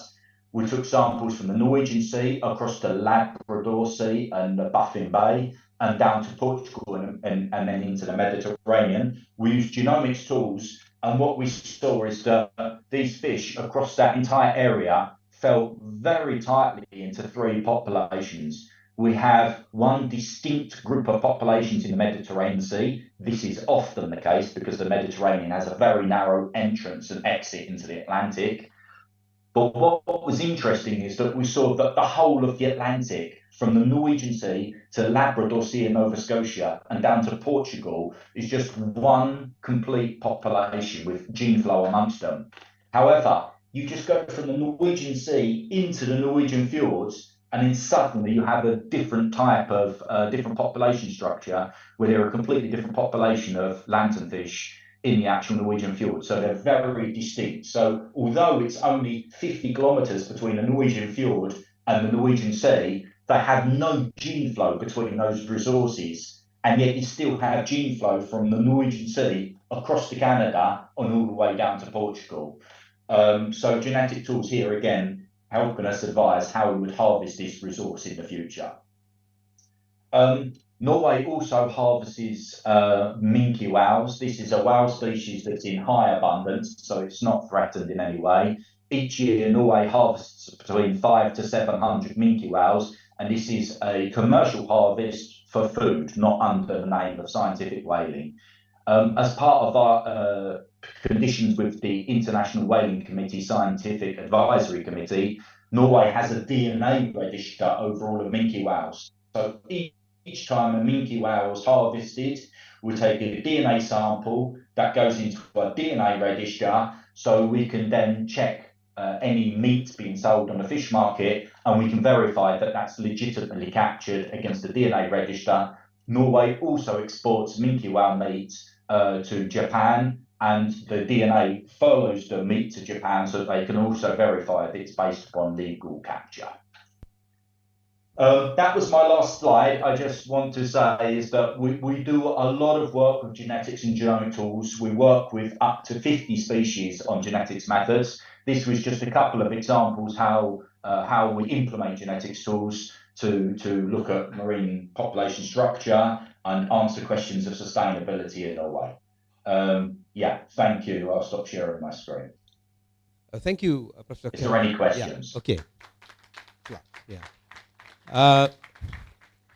Any questions, please? Probably from the Department of Biology, probably. Yeah. Ada pertanyaan? Combine saja ya. Okay. Okay. We, Professor Kevin, we will be continue to Professor Oyvind Fiction. And then we have a final question and answer session then. I just want to say is that I'm only available for another 15 to 20 minutes. Okay. So okay. if there is any Ada. Very specific questions, perhaps now. If not, then you can contact me on email and I will try to answer questions afterwards. Ada pertanyaan? Any questions? No, there is no questions at the moment. So thank you very much indeed, Professor Kevin Glover. Applause again. Yeah. The next session will be a presentation by Professor Oivind Fiction, University of Bergen. The topic is the research and education for sustainable use of the ocean. You have 25 minutes, Professor Oivind Fiction. Please. Thank you very much. Good morning, everybody. Can you hear me well and see me well? Yes, we are. Yeah, okay. We can hear you quite clearly. Yeah. Okay. Thank you then. So I thank you for letting me speak in front of all these distinguished professors and this audience. And sorry I couldn't be there. And it's fantastic that we can make this work online. So thank you very much. I will give you a presentation about the University of Bergen a little bit and how we work to promote research and education for sustainable use of the ocean. And what I have to start with is the same as Kevin says. It's just that the ocean is of a huge importance for Norway, and as Kevin also started out with, the areas we manage are 6 times as large as the land we have, and a lot of our exports, most of it, originates from the sea one way or another. So clearly we have to use the ocean and we have to manage it and use it sustainably. So that's the main target, main goal of my presentation here. And then I'll have to show you our hometown, which is Bergen, and it has a strong marine research community with many institutions. And particularly compared to the size of this city, it is a massive marine research community there.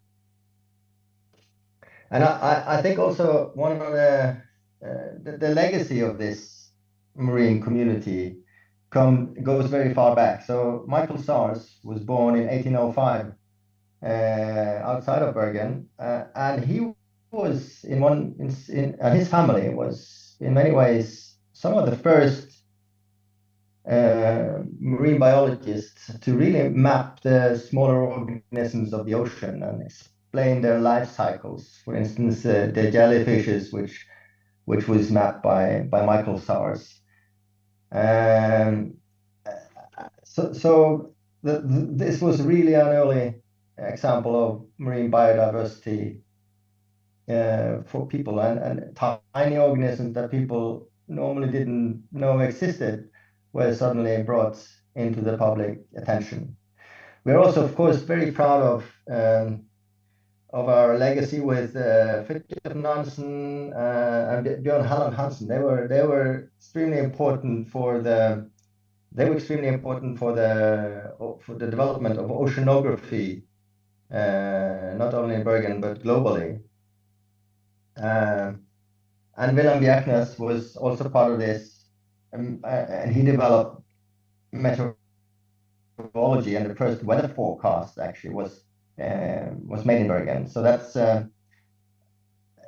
those people were important for the establishment of our university. Johan Hjort was also based in Bergen. He is often pointed at as the establisher of the fishery science through his early works on the life cycles of fish. So with this legacy, the Bergen and the University of Bergen and the city has developed into a modern ocean science city with a lot of infrastructure geared towards ocean science. And also on the bottom line here shows that we are building a large community of clusters from industry also related to the sea and the ocean. And one of the latest inventions here is the Ocean City Bergen project, which really brings all of these together. So essentially what we have is a deep history for marine biology, and this particular biological station was placed in the middle of town, actually, back in a long time ago. But what it has turned into now is a cluster of innovation, really an ecosystem of businesses and academia that is all trying to develop the blue economy and to develop a sustainable use of the ocean. So this is, I think, an important environment where many innovations will develop also in the future. So an important thing to understand when it comes to ocean science is how much the gear we have can change our perception of it. How important the observation systems, the ships, the gliders, all the technology, and I'm sure you're aware of that, and I know that many of you are involved in developing that also in Indonesia. So, but it really is what we have to look into the ocean. It's acoustics, it is imagery, it's all the sampling gear that you can use from a ship. It's very hard to observe and understand ocean ecosystems without quite advanced technology available, including genomics, as Kevin very clearly pointed out.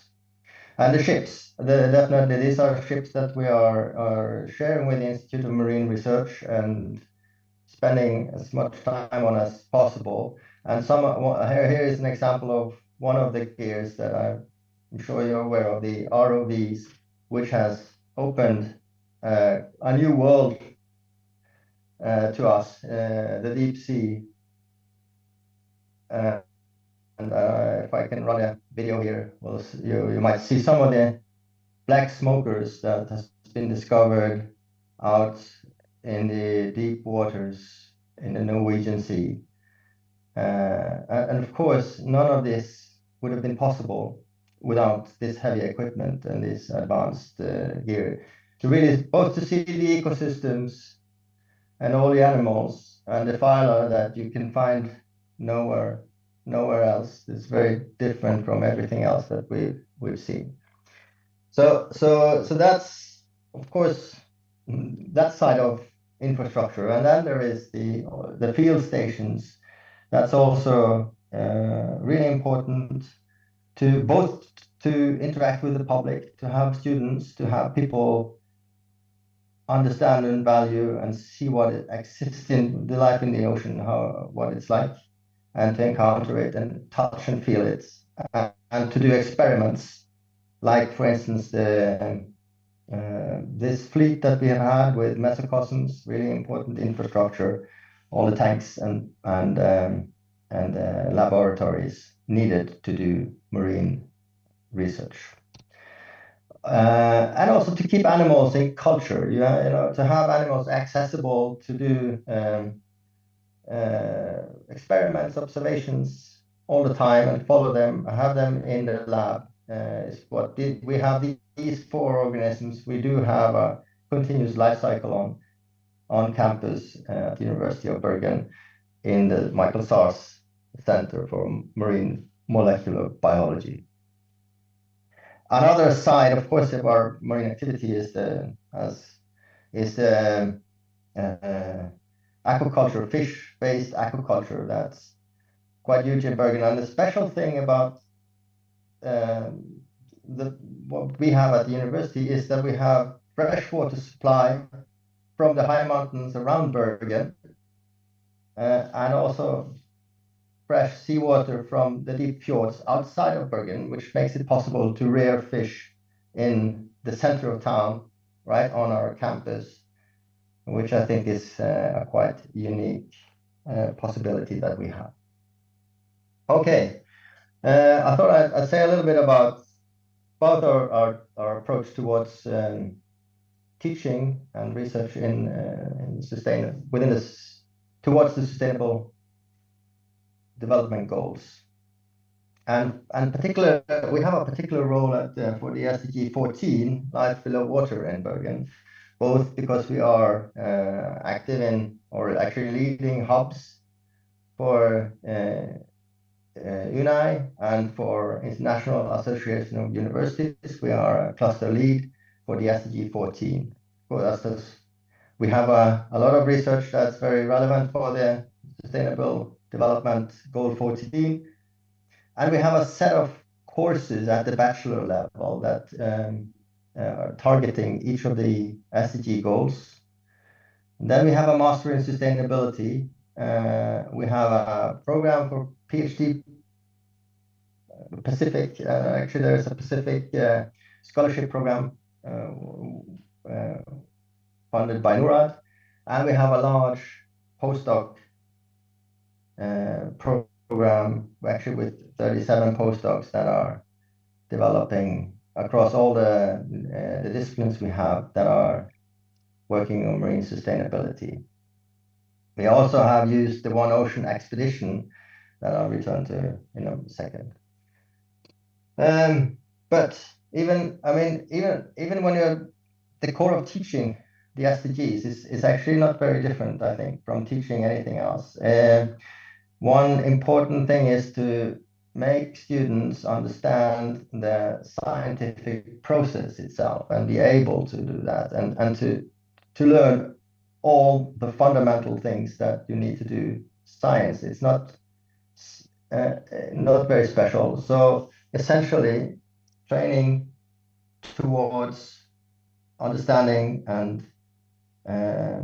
improving the sustainability development goals is to make students think like a scientist and to use tools and technology like scientists and to communicate like scientists. That's the basis of all the education we do, and it's not very different within all of these sustainable development education. I have to mention our recent One Ocean expedition. This ship is a tall ship from Bergen that just circumnavigated the world in the course of ocean science and science policy. So it visited a lot of ports around the globe and brought with it students, academics, business people, politicians on the routes, on the way, and always keeping ocean sustainability at the focus of its sailing. We had 90 students actually on board from Valparaiso in Chile to Palau on the other side of the Pacific. They were sailing 4 months, taking a course on oceans, society, and climate on the way while sailing the boat. So we hope that those students will be visible in the future and make a difference for ocean sustainability. We have also this program, as I mentioned, the SEAS program, to develop the future marine leaders or future research leaders for marine sustainability from all faculties, bringing them together, trying to talk together and discuss sustainability issues. I'd like to point also at the high-level panel for sustainable ocean economy and everything that we can learn from that. I think this is an important report.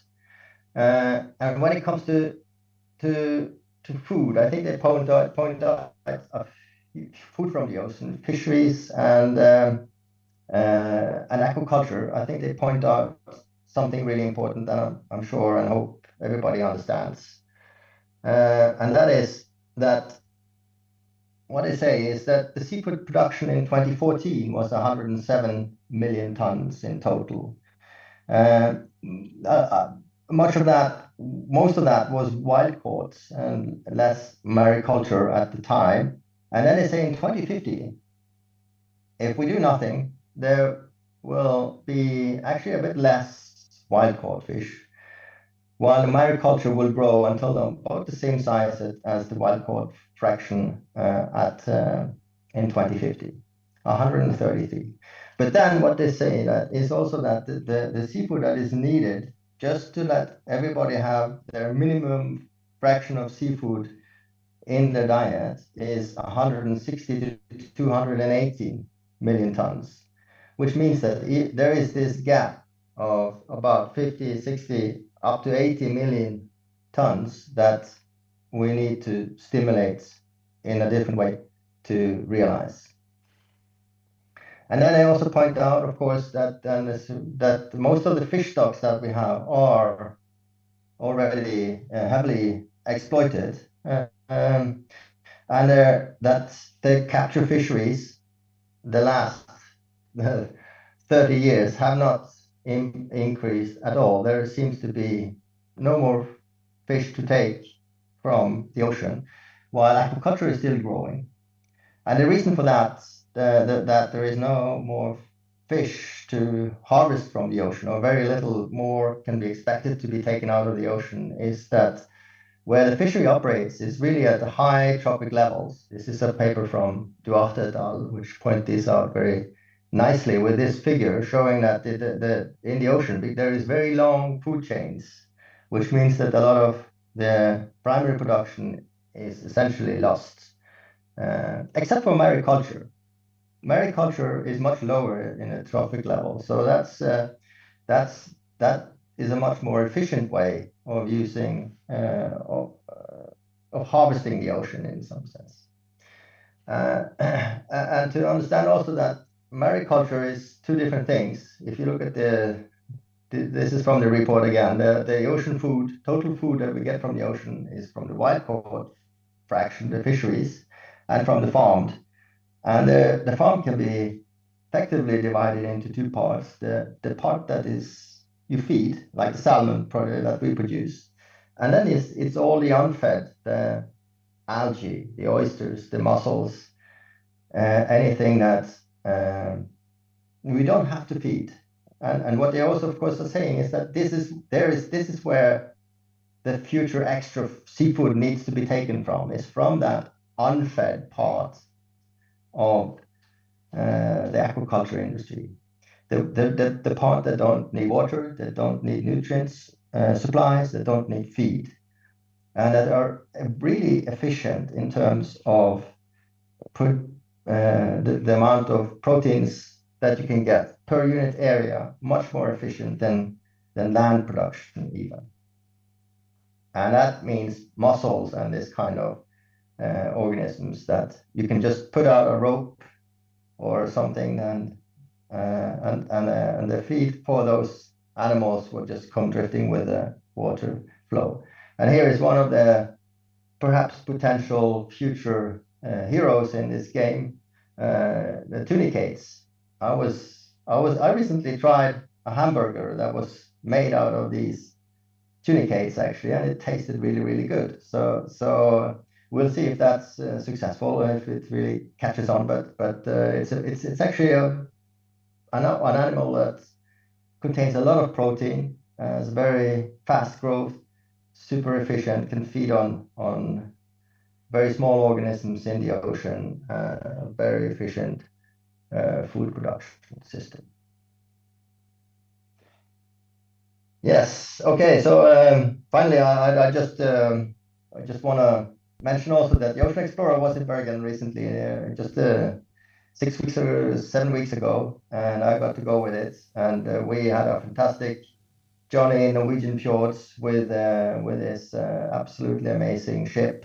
And here's the Ocean X crew with 16 researchers from the University of Bergen on board, and I have to say that was an amazing, a unique experience really, to be able to use this kind of gear and look into the ocean, see what's there. For many of our researchers, it was the first time they ever saw their organisms that they have studied in the right environments, in the right habitats ever.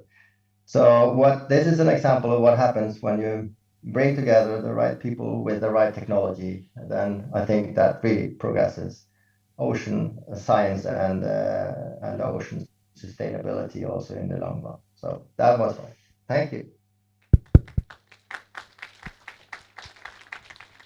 Thank you, Professor Fiction. It's very interesting presentation. Is there any questions from the floor? Pak Firman, ada? Ada? Ada? Please.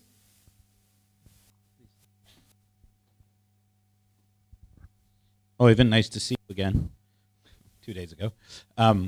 Thank you again. I think that's the methods that you talk about in an environment like Indonesia, where you have a, I guess, much more diverse or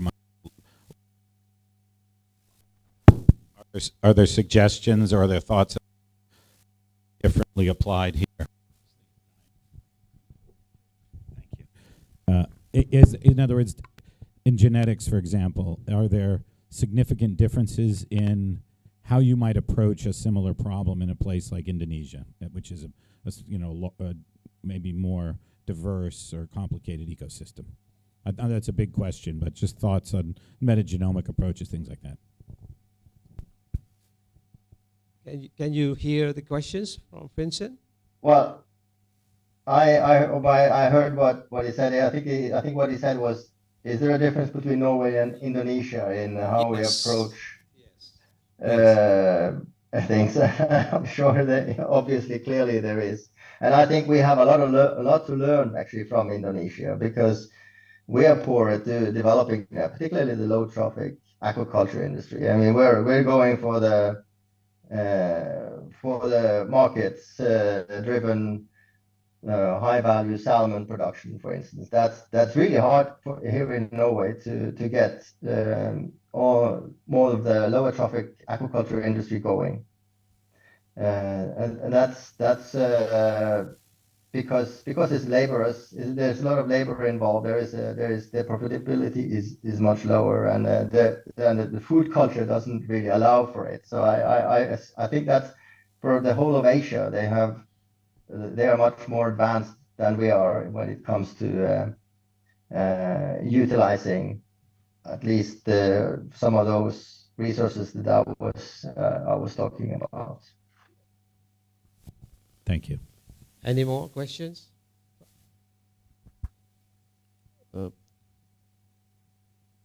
Terima kasih, Prof. Daniel. Saya bertanya dalam bahasa Indonesia supaya mahasiswa juga yang lain tidak ragu bertanya, nanti moderatornya yang menerjemahkan. Terima kasih kepada Prof. Vincent. Pertama-tama kami sangat tertarik ini ya, karena tadi dalam rangka untuk mencapai sustainability, maka 3 aspek tentang science, society, dan juga policy itu harus berpadu untuk diterapkan.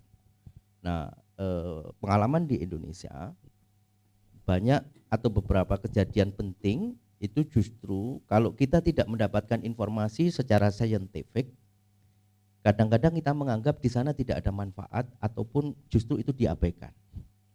Contohnya adalah misalnya ketika laut dalam, informasi mengenai laut dalam itu belum terkumpul dengan cukup, dianggap di sana tidak ada manfaatnya, sehingga dipakai untuk membuang limbah tailing yang kemudian di situ dampaknya tidak terantisipasi, sehingga kita menganggap bahwa kalau tidak ada informasi itu tidak ada manfaatnya.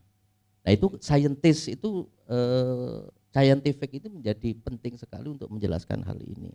Kemudian praktek padahal praktek seperti ini di seluruh dunia itu umumnya sudah ditinggalkan. Cuma Indonesia karena tidak ada informasi itu, kemudian itu tetap dilaksanakan. Ini saya kira penting, mohon komentarnya bagaimana supaya kita bisa menyeimbangkan antara science, society, dan policy. Terima kasih. I would like to translate the questions into English.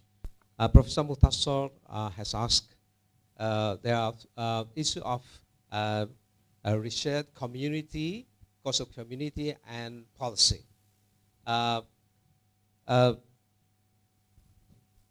With regard to our present problems, like the tailing waste of the mining activities has to be channeled into the deep ocean, because we don't know the impact of the tailing. But the present policy is to ignoring of this waste tailing waste. There is no such a understanding of the tailing. That is why we fail to exploit the potentials of potential use of the tailing, because we treat it as a waste now. We just put it away to the deep ocean. If we know the benefit of the tailing, maybe we can use it for something else which are much beneficial to the community. What do you think about it? Can you understand my question? I assume. Well, I understand the question was about the using of the deep water resources and mining, and what do Norway think about that? Is that, I mean, what's the Norwegian discussion like around that? And of course, the university is right in the middle of that discussion, because we have seen all these. Well, you've seen the deep water ecosystems, and also the side by side there is a lot of mineral resources that also is being in short supply in many places. So there's clearly a debate going on in Norway as well, and I think we have to. Our role as a university is actually to show what's there and to provide knowledge and understanding, and then it's definitely up to the politicians to decide how to act and what's the right trade-offs here. And of course, if there is deep sea mining taking place, we will also be following the activities closely to see what the impacts are on the ecosystems or on the system as a whole. But certainly we don't step in with we don't have our we leave the discussion about the particular actions or decisions made to the politicians, of course. You see that in the planning of development, we have something we have to choose between developing a what we talk about here now, well, use of the ocean, but and in our case, the mining industry is so highly attractive to many companies. So there's a conflicting interest in the use of the environment. Do you see what we mean? If you have to choose between investing in marine culture, for example, or you provide permission to mining activities in the same areas.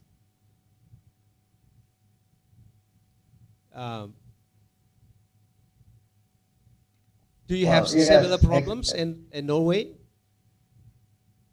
Well, there's still a long way before there is any mining operations. I mean, and it's still uncertain whether that would ever be profitable. There is a lot of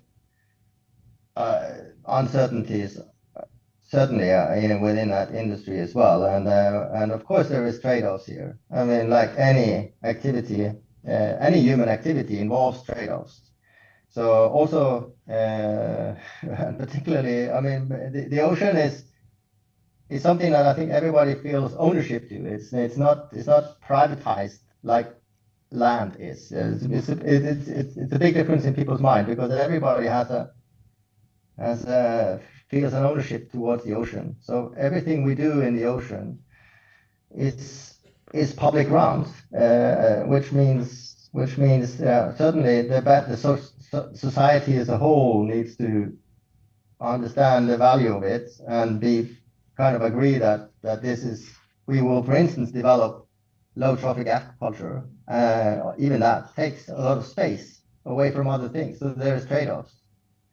On land is privatized, so people do almost whatever they like on land, and people care much less on what's going on than in the ocean. Is my impression, at least.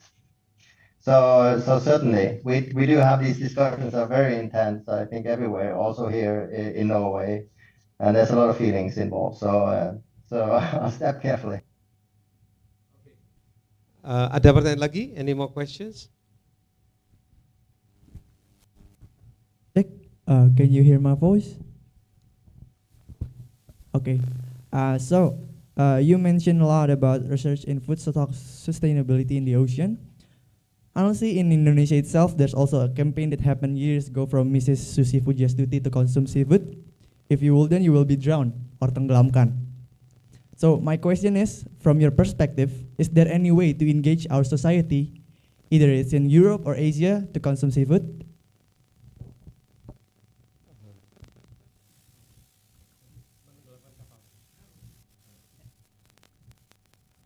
So the question was how to engage the public when it comes to seafood. At least on our side, I mean, I think one of the key problem might be that we are the seafood that we eat here is mainly fish fillets, while there is much less consumption of species that are from these lower trophic levels that we could produce much more of, or potentially also, or alternatively, expect much less of, use less area to produce the same amount. So fisheries is not going to increase, and pinfish production takes resources quite largely from like production does, while in the ocean we could produce these lower trophic algal eating species, as the high level panel, for instance, point out, and many other research reports point out. But the public there's no culture for eating it. So I think that this is where ocean literacy comes in, or in dialogue with consumers comes in to understand the kind of the low footprint value of that kind of producers.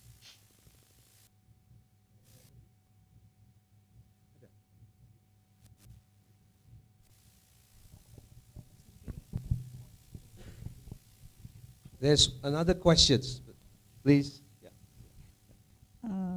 Thank you, Mr. Vincent, for your sharing and explanation. That's such a great presentation. First, let me introduce myself. My name is Sri Lestari. I'm an alumnus from Ocean Engineering Department for undergraduate and postgraduate program, and now work in company that engage in deep sea survey.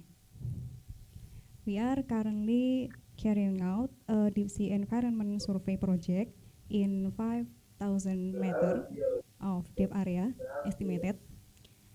So perhaps in this occasion, please share information about the challenges and problems in the deep sea environment survey and how experience of the researcher in handling this problem and challenges, and challenging health and safety matter prepare in this deep sea survey.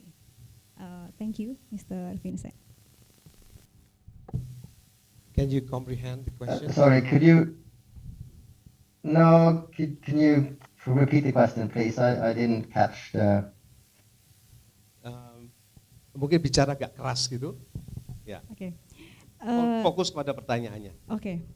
So perhaps in this occasion, please share information about the challenges and problems in the deep sea environment survey project, and how experience of the researcher in handling the problem and challenges. Okay, let me try to. Can you understand the question? Can you get the question? No. I'm Okay. sorry, I didn't. Can you explain to us? I didn't hear it properly. So, Can you explain to us your experiences in doing some marine survey? There must be some challenges and problems. How do you cope with them? Oh, marine surveys. Yeah. Yeah. In general. Well, there is of course lots of difficulties in doing marine surveys, operating at sea.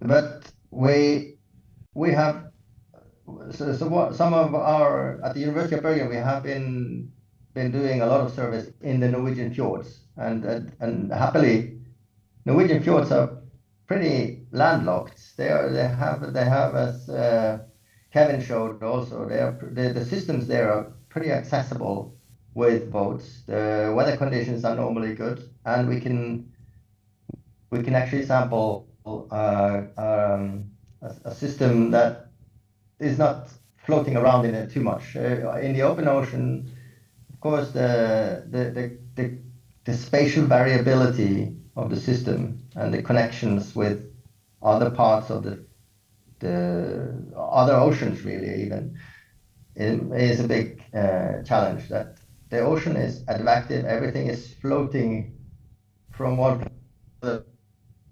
all the time, which makes sampling and understanding the population dynamics, both of species, very difficult. But fjords have this benefit that they are relatively landlocked, which makes it easier to do studies over time there and know that you're sampling the same population from every time you're there. So using semi-locked systems is an important strategy if you want to understand marine ecosystems, I think.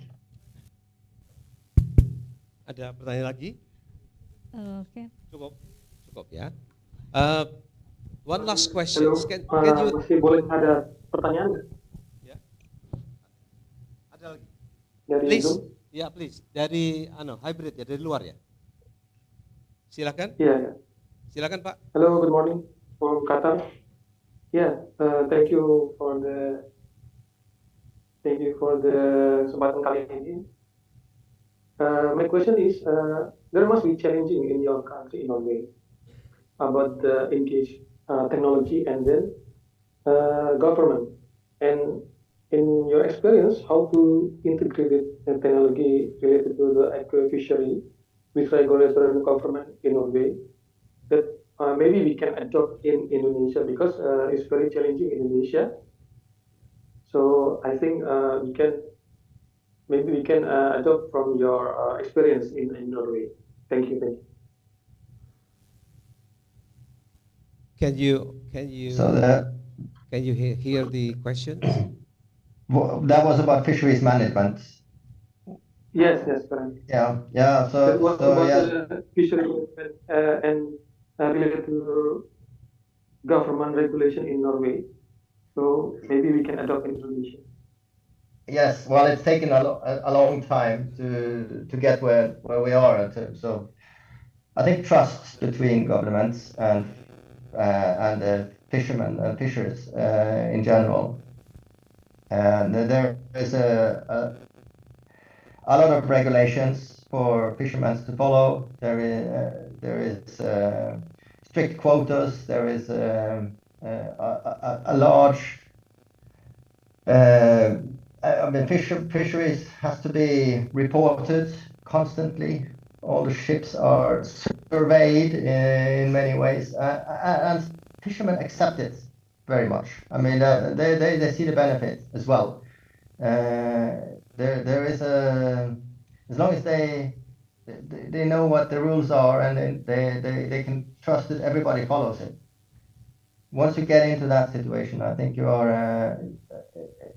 are in a good position to manage stocks wisely and safely, and I think that has happened here.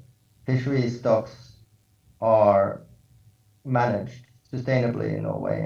I think the fishermen and the fisheries communities are very much supporting the regulations, actually, because everybody is under the same regime.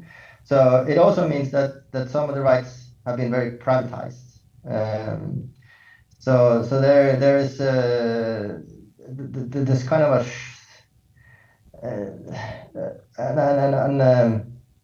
I think that might be the dilemma that we are facing now. That some of the fisheries are extremely profitable, and the profits are privatized, but still taxation levels are relatively high in Norway. So that helps, I think. Tadi sudah dipahami Pak jawaban dari beliau, Pak Afrizal? Oke. Sudah Pak. Oke. Ada pertanyaan lagi? Kalau tidak ada kita tutup ya. Oke. Thank you Profesor Ivan Fiction for your presentation. Applause. Ya, terima kasih. Terima kasih. Thank you for talking with us. Yeah, thank you. Cheers. Bye bye.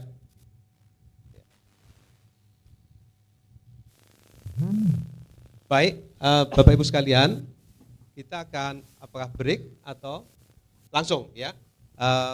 We are now entering the second session of the lectures.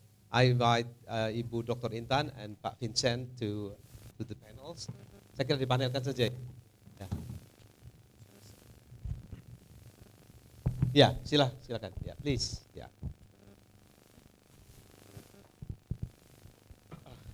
Welcome, Sensei. Yeah.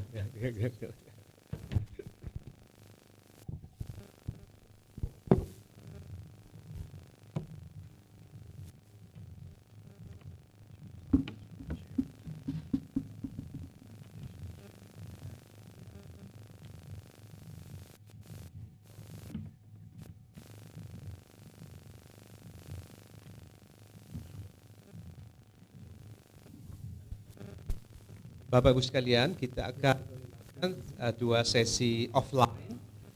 Yang pertama, first presentation would be delivered by Dr. He is currently the CEO of and Chief Scientist of OceanX, sister company from SpaceX. Yeah, no. Okay. The second presentation will be by Dr. Intan Suci Nurhati. Bentar dulu ya. Dr. Intan will be the first presenter. She will be talking about deep sea exploration and technology. Indonesian deep sea research. Begitu ya. So. Vincent, you'll be the second presenter. You don't mind? No. Okay. Masing-masing you have 25 minutes. Ya, 25 minutes. Ibu Intan, ya. Siapa silakan Ibu. Ya.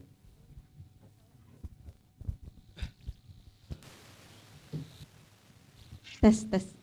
Assalamualaikum warahmatullahi. Thank you, Daniel. Afternoon, everyone. I'll be hopefully not running out of time. I actually prepare a pantun, but I prepare it for the morning. And now that it's in the afternoon, I have to revise it a bit, so bear with me. Pantunnya gini. Bangun tidur, tadi saya ganti. Bangun tidur kesiangan. Makan roti pakai serikaya. Good afternoon, selamat siang. Di laut kita harus jaya. Baik, Bapak Ibu, terima kasih. Thank you again for the opportunity. It's such an honor to come to ITS. I'm very excited, not to just share about deep sea research, to excite you about deep sea, especially I'm very excited to see all the students here, because at the end of my slide, actually I have an announcement for scholarship for those who are interested in deep sea. So we would love to have you on board. So my name is Intan Suci Nurhati. I'm the head of the Research Center for Deep Sea at BRIN, the National Research and Innovation Agencies. That's my contact number. Don't forget to follow me on Instagram as well. Follow ya. Okay, tak kenal maka tak sayang. This is a brief introduction of myself. I'm actually a climate scientist mixed geologist. I got my PhD from Georgia Tech in the US in Earth and Atmospheric Sciences. But I also did a certificate in environmental public policy because science and social science have to be combined. But I did my bachelor at Wesleyan University in Earth and Environmental Science as well as economics. So I'm always do these two sciences. After graduated, I did my postdoc at Singapore MIT Alliance for Research and Technology. I did several research, visiting researcher positions. I also was the lead and contributing authors for the UN Intergovernmental Panel on Climate Change. And I love to be outdoors, so I'm also actually a National Geographic explorer. So that's a bit about myself. And let me introduce you to the world of deep ocean. So what is really the deep sea? So roughly speaking, we define deep sea as the part of the ocean that are below 200 meters. So it's part of the oceans, but it's just deeper. But why we put so much attention, even there is a research centers dedicated for deep sea at Bryn. Because if you look at the numbers, 45% of our surface of our planet is actually deep sea, which is the oceans more than 200 meters. 61% surface of the ocean itself is deep sea. And because deep sea is very huge, it's very voluminous, actually 95% of our planet's habitable space is also deep sea. So this is why deep sea is more special than general oceanography in a way. Not to say oceanography is not important, but we have to pay more attention to this big volume of our ocean. Now, the oceans is interesting. It's deeper, it's more intense, and it's also harder to study compared to the land. Now, we heard about the Everest Mountain, the Himalaya. Well, if you flip the Mariana Trench, it's actually higher than the Everest and Himalaya.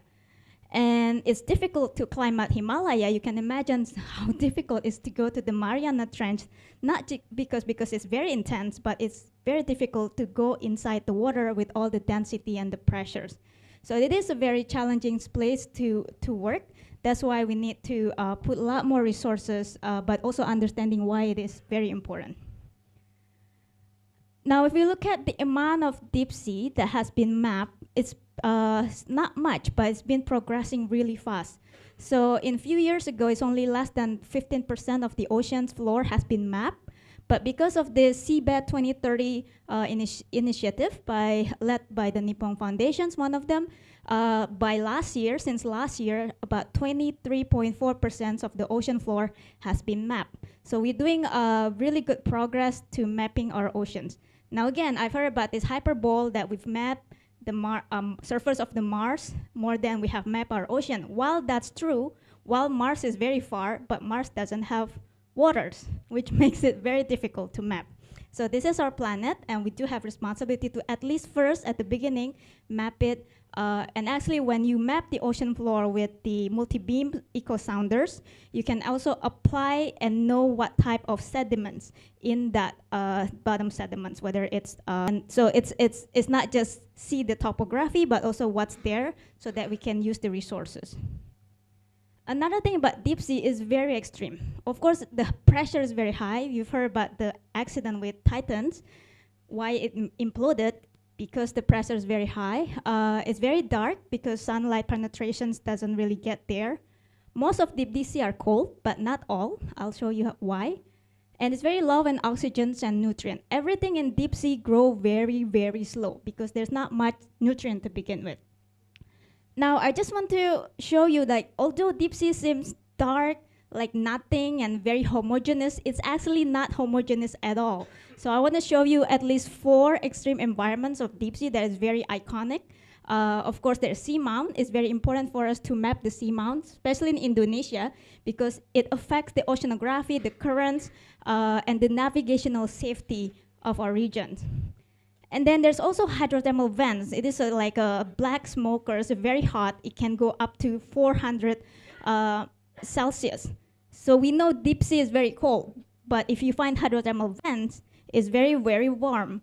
And in that environment, you can find more biodiversity because biodiversity tends to like this warmer and also rich in chemistry, in chemicals kind of environments. So hydrothermal vent is very hot, but sometimes you also find these cold seeps. So it's a hydrocarbon seeping from the oceans, usually in the highly tectonic regions. It's not hot, it's cold like deep oceans, but because it's rich in hydrocarbon, it also attracts a lot of biodiversity. And of course, the extreme of the depth is the trench.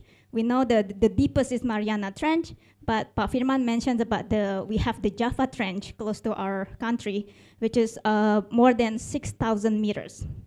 Now, if we look at deep sea in Indonesia, of course, there are more areas facing the Pacific Oceans and also Indian Oceans, but we also have Banda Sea, which is about 7,000 in depth. So we have all of this in Indonesia, but it is very, very underexplored. Now, this is to show the global map of sea. Oops. Oh, okay. Catch up. Oh, I didn't realize that. I should check. So the red one is actually seamounts all over the world, and the blue one is knoll. Knoll is like smaller seamounts. And you can see a lot of the seamounts are everywhere, but if you look at Indonesia, there's not much information. We know there are more information, there are more seamounts that we actually have mapped that got into this international data set. For example, our colleagues at Pushidrosal, TNI, Angkatan Laut, they do this expedition and they keep finding seamounts around in Indonesian waters. All right, that's seamounts, and yeah, I guess my internet could be.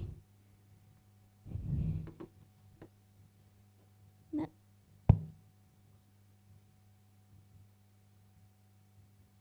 All right. So this is, yeah. It's coming back. But the previous slide was actually a global map of hydrothermal vents. Again, you can see all these lines of hydrothermal vents in the ring of fire. But again, there is this missing, it's unexplained missing of data in Indonesia.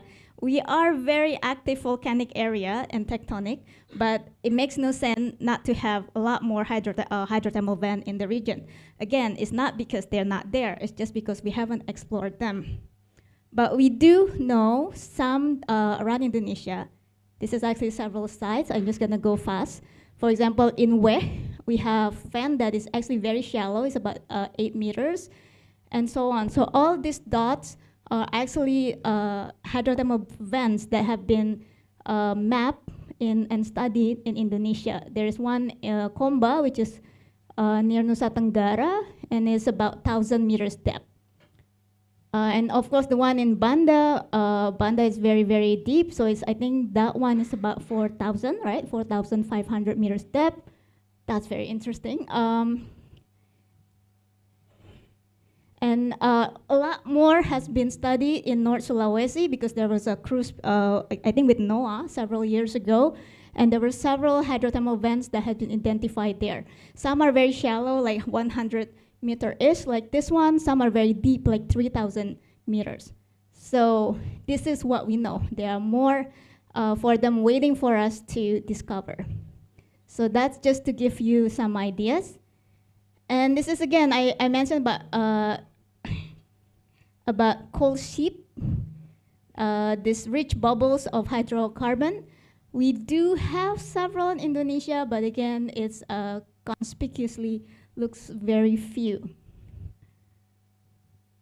I know some of our colleagues have identified somewhere else. It's not there in this global map, but the information is still need more information and study to go to those areas.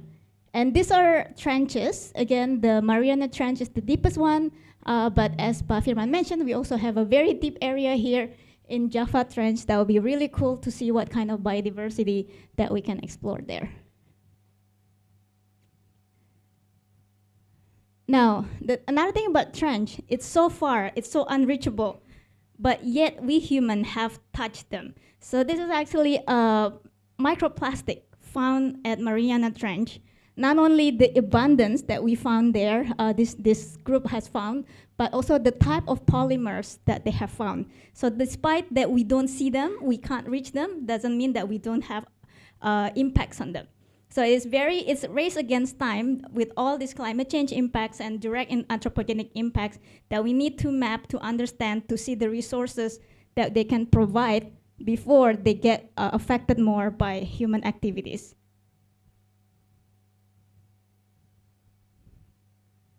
Right, so this is to sum up that here we are in Indonesia. So here basically the shallow water of our regions, but here in Banda Sea, in the Pacific and Indian Ocean sites, we do have a lot of deep sea area, and we do have the richness, the seamount, the hydrothermal vents, the cold seeps, as well as trenches in Indonesia that are looking for bright mines to explore.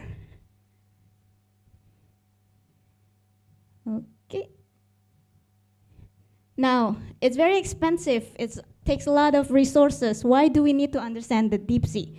Because the deep sea, this is the ecosystem surface that deep sea provides us. Not only is very interesting biodiversity-wise, it provides many unexplored genetic resources. We can find new enzymes for medical purposes, but it is also providing us a lot of potentially non-living resources such as oil, natural gas, and minerals.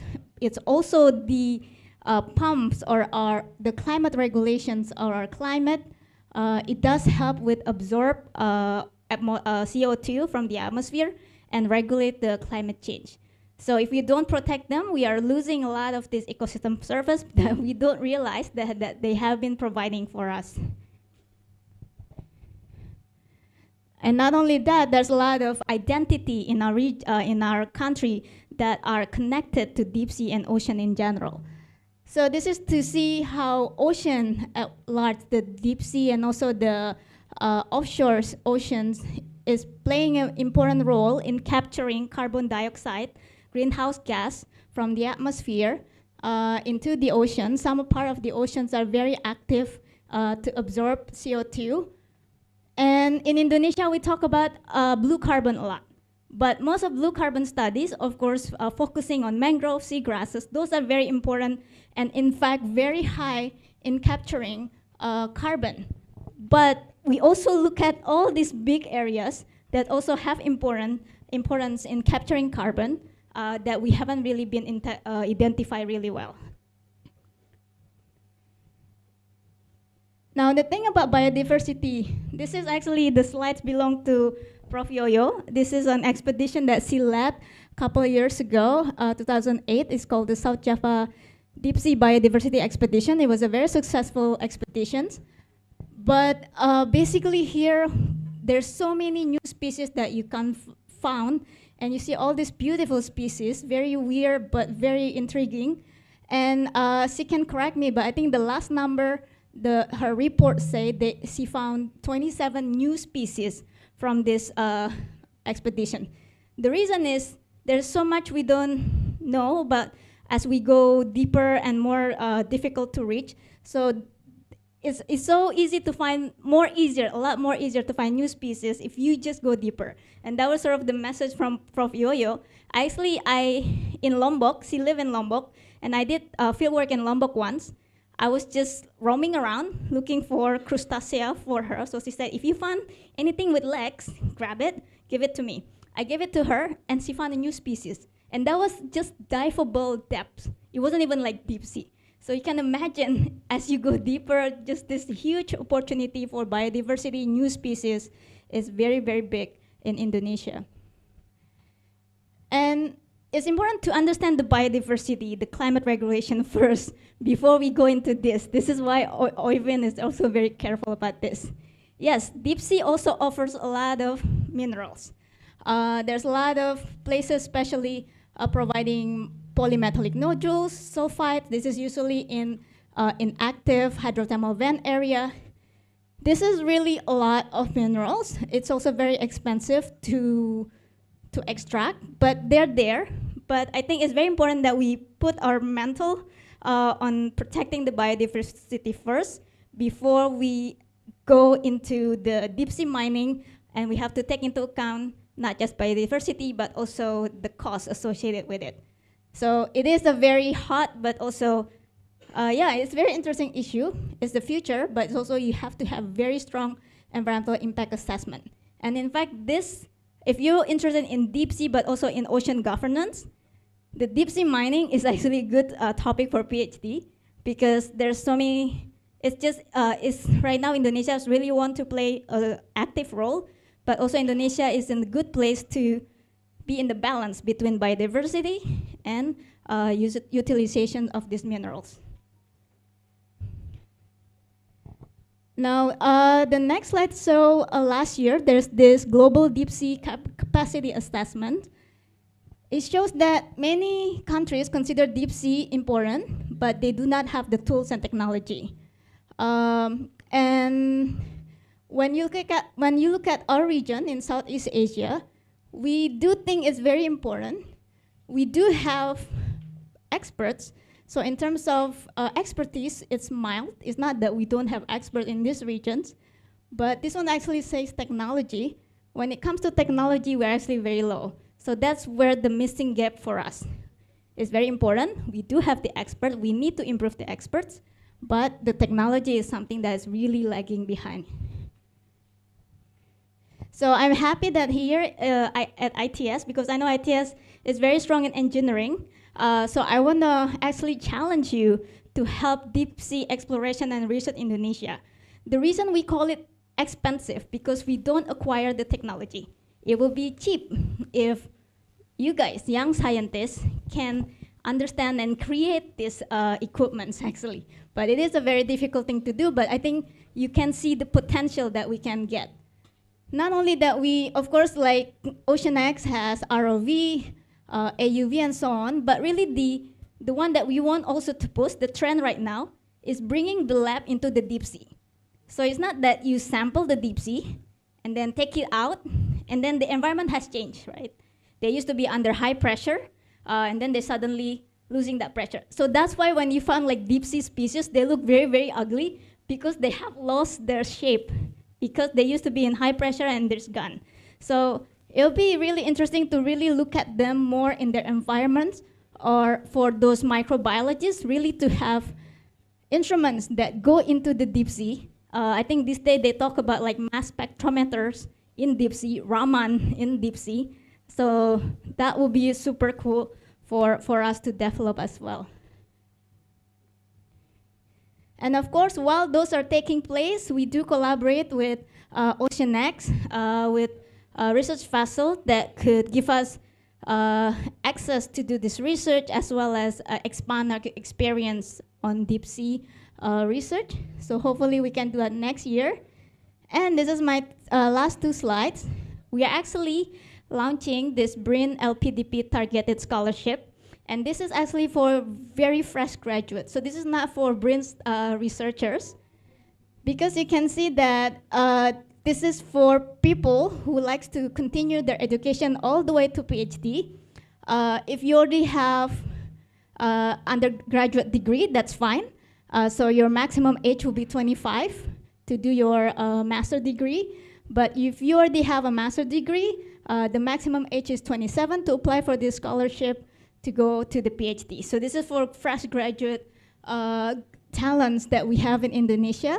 And this just released or signed last month, and it will be open in January. So BRIN basically has identified 4 topics. One of them is actually maritime and deep sea with focus on technology. So I think we could find many talents from ITS with your strength at ITS to further your study. And there's also a list. This is an initial list for the first year, the university that you can apply to. One of them actually University of Bergen, which we just hear the presentations from. So this is a very good opportunity. Actually, Norway is a nice place. And starting this year, Norway actually stopped giving scholarship to international students. And then we have this scholarship. So if you're interested to further your study in deep sea technology, this is a very good opportunity to tap in. So my last slide is really to highlight. It's very important. It's a very difficult endeavor. We cannot do by ourselves. This is a collaborative science. I'm only talking about the natural science, but also there's also the social science aspects of deep sea. There's researchers, there's technologists, there's media, there's also it needs to have a strong like student involvement, because unless you see how cool the deep sea explorations, I think we just really need to show this new world to many people, young scientists. Thank you. I hope that can entice you to get to know more about deep sea and further, and use your talent. We really need your talents to further this study. Thank you. Big applause to Ibu Intan. Terima kasih. A very interesting presentation. We have recently established an offshore department. What we are going to attempt is to develop more on deep sea. We call it deep sea engineering. Yeah, we just started. Okay. Terima kasih. A very good presentation. The next presentation will be by Dr. Vincent Pierrebonne, the CEO of and Chief Scientist of OceanX. The title would be Deep Sea Exploration and Technology, Sharing Research Experience of OceanX Program. Please.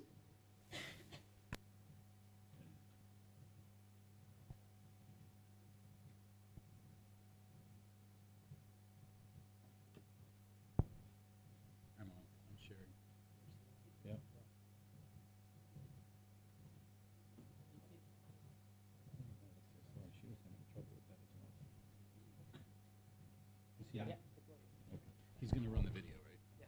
Okay. Well, thank you. I think I'm the last of the day? Yes, okay. So lunch is upon us very soon.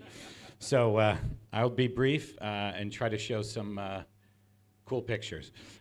So I'm Vincent Pierrebonne. I am the Chief Science Officer of OceanX. I'm also the co-CEO of OceanX. I'm also a professor at Yale University, School of Medicine, oddly enough.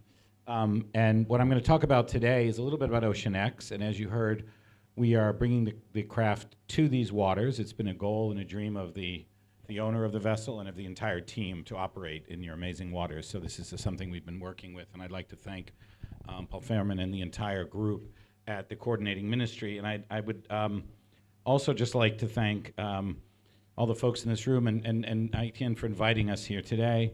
And thank you all. And all the discussions that we've had with Posi Drozel and all the rest of the agencies that we've been working with in Indonesia to help prepare for this expedition. And it was an honor to take students from Azores in Portugal to Malta recently and to meet everybody in Norway so they could see the vessel. So what I'll do is just talk quickly about the organization so you have a little understanding of what it is and how it differs and what it might be able to bring to your waters.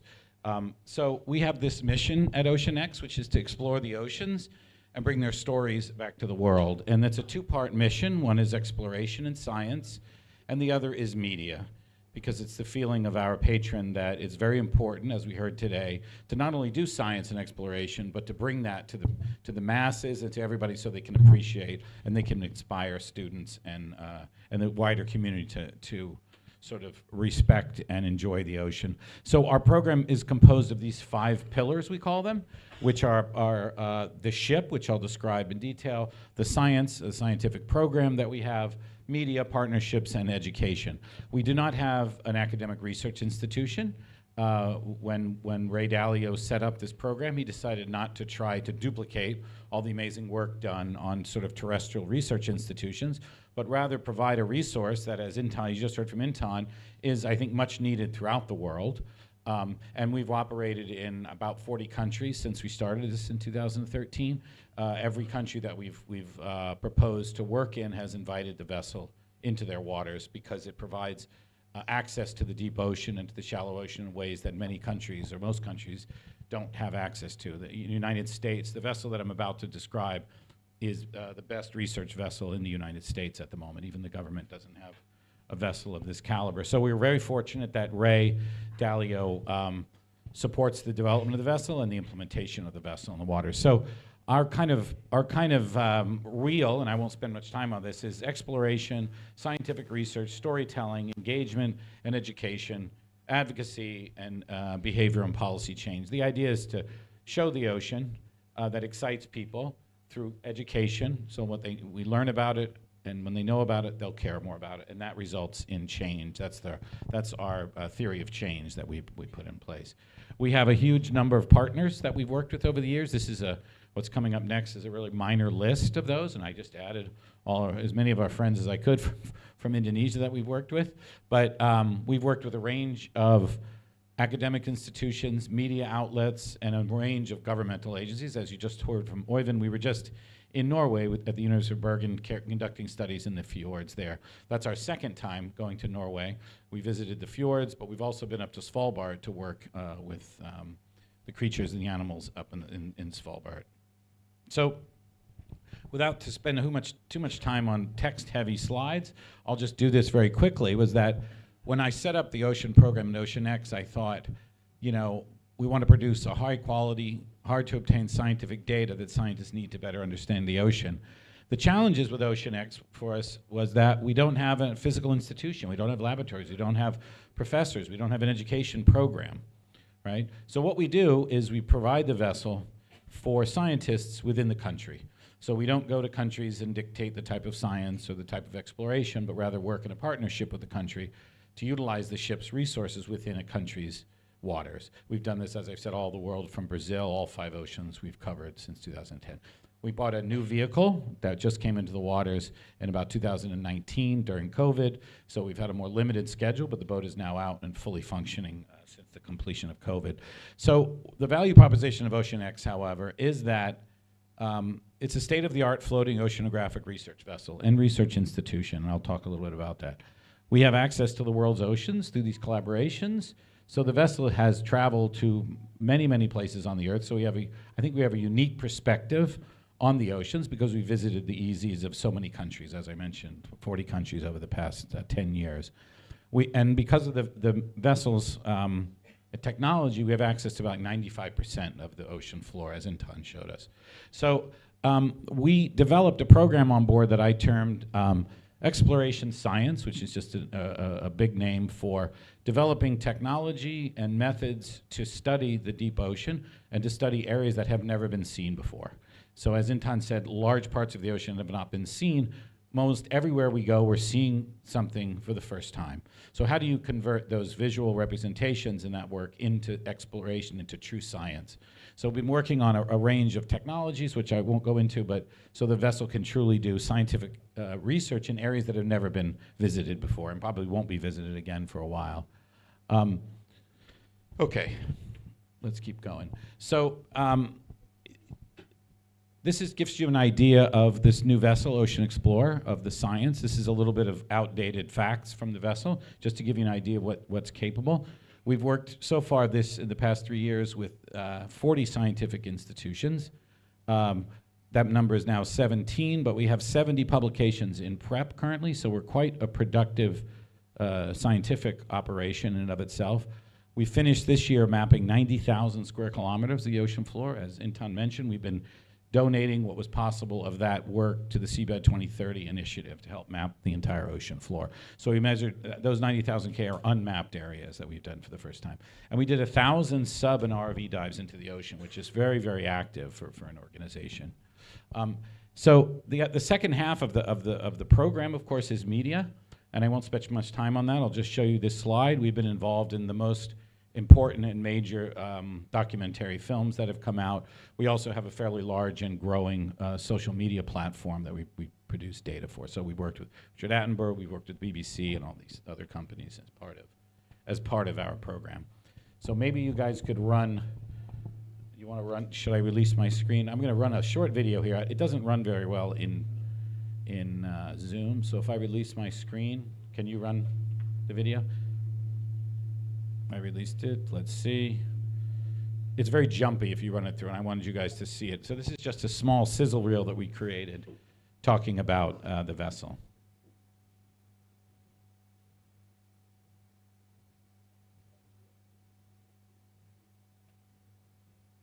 Yeah, no sound, guys.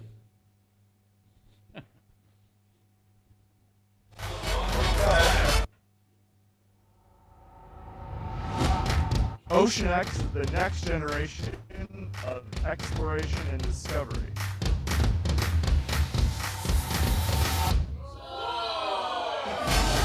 Actually, the sound is not quite making it. The video. Sorry. It's mind-boggling. 我们希望和 Ocean X 共同开拓海洋，传播海洋知识，推进海洋保护。 Their friends at Ocean X, they want to give you a trip to go ride their new Ocean Explorer and submarine. Places few people have ever been before. Look at this sun behind me. Like, do they see it? That's awesome. Ocean X is inviting everyone to come and be a part of these major discoveries so we can tell the world how beautiful the ocean is, but also how fragile the ocean is. A gente pode pensar no futuro disto, em que para proteger tens de conhecer.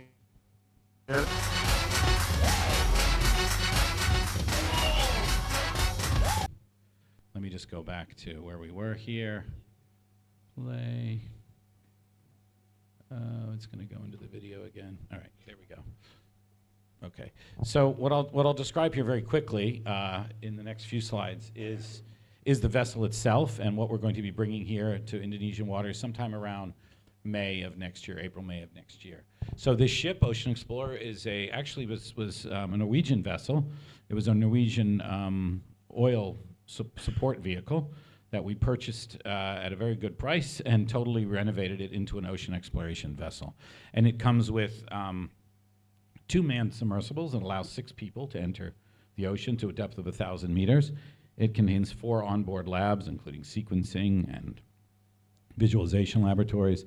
We have a deep sea ROV with 360 cameras. That ROV goes to a depth of 6,000 meters. And we have an onboard helicopter that allows us to do work. That's not me. Okay. Anyway, so these are the submersibles. So these are kind of one of the highlights of the vessel because we're very intent on human exploration of the ocean. So these are not the kind of vehicles that you saw with the Titan program. These are all certified, and we've done thousands of dives with them safely. They're all classed vehicles. So we use these as a way to explore the ocean. One of them tends to be a heavier media submersible with cameras, and the other tends to be a scientific exploration with collection facilities on board. The second one of the major exploration vehicles is this ROV. This is actually built by a Norwegian company just outside of Bergen. Part of the reason we go to Norway after we get out of the yard is to have all the ship companies there. This is the vehicle being launched off the side. It can go 6 kilometers to the bottom of the ocean. It's probably one of the most sophisticated ROVs currently available with arms and collection devices and a range of Hollywood-level cameras on board. So it's an incredibly great exploration tool for looking at the deep ocean. We actually also have a, that's not me, is it? No, okay. We also have a complete commercial diving setup on board the vessel. And what I mean by that is we have a 4-man decompression chamber. We have enough to put 30 divers in the water with mixed gas, nitrox, helox, and closed and open circuit diving. We have full facilities, full equipment, and full gear for any type of diving from shallow water, warm water to dry suit diving. So we have all the equipment on board to do all of those things. So on board, and the real plus of this vehicle is that we can do all of these things at the same time. We designed the vessel so all the launch and recovery systems are independent, so it allows us to do everything at once. So we can have submersibles in the water, a helicopter in the air, we can be doing mapping. While our ROV is in the water, we have a really state-of-the-art CTD, and we have a scuba facility. So we have the ability to operate on all those domains simultaneously during a particular operation. So even though we might not spend a lot of time in a location, we can do quite a lot of data collection during that time. And the data collection is done on board the boat. We have a very elaborate data handling system so that the scientists that are on board are handed hundreds of terabytes worth of data when they leave the vessel, the day they leave, so they can take all the data with them, and it's all cataloged and prepared in various ways. So what I'll do is walk through just 1 or 2 missions to give you a flavor of what we can sort of expect. So the first one I'm going to show is a very short mission that was 8 weeks only. It was in the northern Red Sea. It was in the waters of Saudi Arabia that just abut Jordan. So this mission, so on the right are some of the stats of what happened on it. It was only 42 days long. We brought 20 people on board, 20 experts, 5 of them were actually National Geographic explorers, 960 hours of exploration in the vessels. We mapped 4,300 square kilometers, which was the entire area that we were in during the time we were there. We did 831 hours of submersible dives. So it was a very extensive amount of collected hundreds of samples from the deep. This was the mapping that we did while we were on board. We have, on board the vehicle, we have 2 sonar systems, 2 Kongsberg sonar systems, and we can map all the way down to 8,000 meters deep. So we were asked to work in this northern area of the Red Sea. So as you can see in the Gulf of Aqaba, we mapped the entire, for the first time, the entire Saudi side of the Gulf of Aqaba. And in the south, we mapped everything that we were allowed to map. There were areas that were off limits to us. We found 3 structures that, believe it or not, were not on maps. These 4 structures, actually. These 3 enormous towers that were, the largest one 630 meters in height. They were not actually known they existed in the area. Maybe Aramco knew it, but the rest of the scientific community didn't know it. And then this basin here that was known to exist, but we found something really kind of exciting in that basin. That's just, this figure just sort of gives you an idea of how big this feature was that was sitting less than a mile, or less than a kilometer actually off the coast, and they didn't know it was there. 635 meters tall. It's as tall as some of the largest buildings in the southeast region. At the bottom of that valley, we found something that Intan didn't mention. One of the cool things that's underwater, all the cool things she mentioned, are these things called brine pools, which are these seeps of very, very salty water. So that what looks like another ocean, this is sitting at about 18 meters, almost 2 kilometers deep. There's another ocean down there of very saline water. It's very interesting because all sorts of crazy animals live there. And if you can see the kind of hue on the edge here, this brown color is bacteria that live under that extreme pressure. So they were very intent on collecting the bacteria and everything that lived on the edge of that brine pool. We were able to not only bring an ROV down to the brine pool, but drop a CTD into the brine pool and collect water and samples and DNA samples from all the crazy bacteria and everything that lived in that area. You can see where the brine pool is, right off the Gulf of Aqaba. You could almost throw a stone from the shore and hit it, and because that's how deep the walls of the Gulf of Aqaba are. We did a whole bunch of work on that brine pool while we were there. We didn't know it was there until we showed up. So we spent a few extra days roaming around. We did some dye studies. That microbial stain, we collect lots of samples and lots of crazy critters that actually find their way to the edge of that brine pool and actually dip down in it. While we were down driving around on one part with a submersible, we came along this crack that showed up, which was a geological feature that indicated that a piece of the wall of the Gulf of Aqaba had slipped. And it slipped this distance about 500 years ago. And when we went back in the records, this produced a tsunami based on modeling that essentially wiped out the entire Egyptian coastline 500 years ago. And there is a recorded in history of that event happening. This thing slipped a very short distance, and it's only shifted about 10% of its capability. If it ships the rest of the way, then it will also wreck that coast. So we did sampling within the crevice, and we did sampling outside the crevice and on both sides, and did radiocarbon dating and got a very accurate estimation of when that happened. Deep sea ecology, we spent a lot of time in the deep collecting coral samples. We discovered a range of new corals. These, for example, are brand new to the world. These are black corals that don't exist. Subsequent to this slide, we discovered that this was an entire new family of coral, so quite a complicated achievement. The weird thing about the Red Sea is that at this depth of about 2,000 meters, the water temperature is still 24 degrees centigrade. So these corals, which live thousands of years, are living under conditions that are very extreme. And this condition, that normally at this depth, the water temperature should be 4 degrees. It's 21 to 24 degrees at that temperature. It gets hotter as you get deeper in the Red Sea. It's very weird. Anyways, I think, I don't know, let me try this video from here. It didn't go very well from there. Maybe it went better here. No. I was going to run one more video to show you something cool. Do you want to try to run it from there again, or maybe?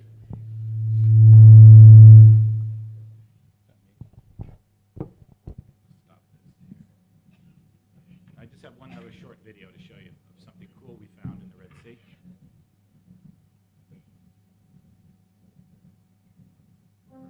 So it was about week 2 in the expedition. The survey technician came and found me and she said, I think I found something. And it looked like this little tiny bump. But that bump was about 100 meters long and about 20, 30 meters tall.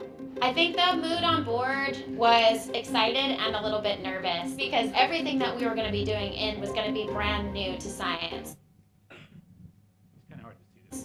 So we decided to send the ROV down, and there at around 850 meters, a massive shipwreck. I will never forget what happened next for as long as I live. All of a sudden, as we're looking at the bow of the shipwreck, this massive creature comes into view and curls its entire body around the bow of the wreck. And we weren't looking for it, we were looking for a wreck. And we don't know what species it was. There are several species of squid that are larger than human beings. We're still trying to determine what that is. We're consulting with experts. We're trying to understand how we could confirm the identity of this species. Hi, Mike, how are you? I'm just fine. Okay, so this is the organism I was referring to. I think it's a species called the purple-back flying squid. And in the area that you're operating, there's a well-known population of those that get really big. You know, every time that we went back with our subsea vehicles, the ROV and the subs, then visualized the wreck, it was there. I was wondering that myself, that you were seeing it around the wreck so consistently. There's no actual record of members of that family aggregating on a structure like that. So if that's actually happening, that would be really interesting. You know, anytime you see weird deep sea squids or octopods, you know where I am.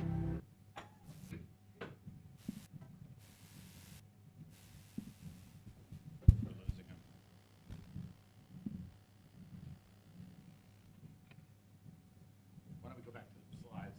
I'll finish the slides. It's okay. Can I share? Let's see. All right, just a few more. So what that story was telling was, you know, we were down in this deep area and suddenly we saw this enormous squid in an area that we didn't expect to see squid. And that's one of those squid had been caught years earlier by a line, but nobody had seen one in the water. So we're gonna do this. Sorry. Okay. Mike doesn't love me. How's that?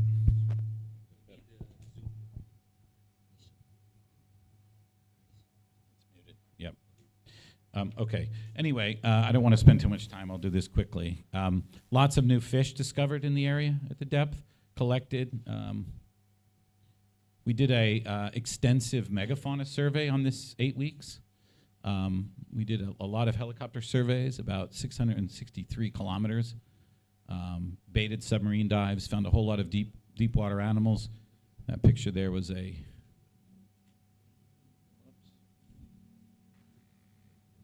well, I'll skip that video. Let me see if I can get past it. Sorry, I had all these videos, but I think they're too difficult to show.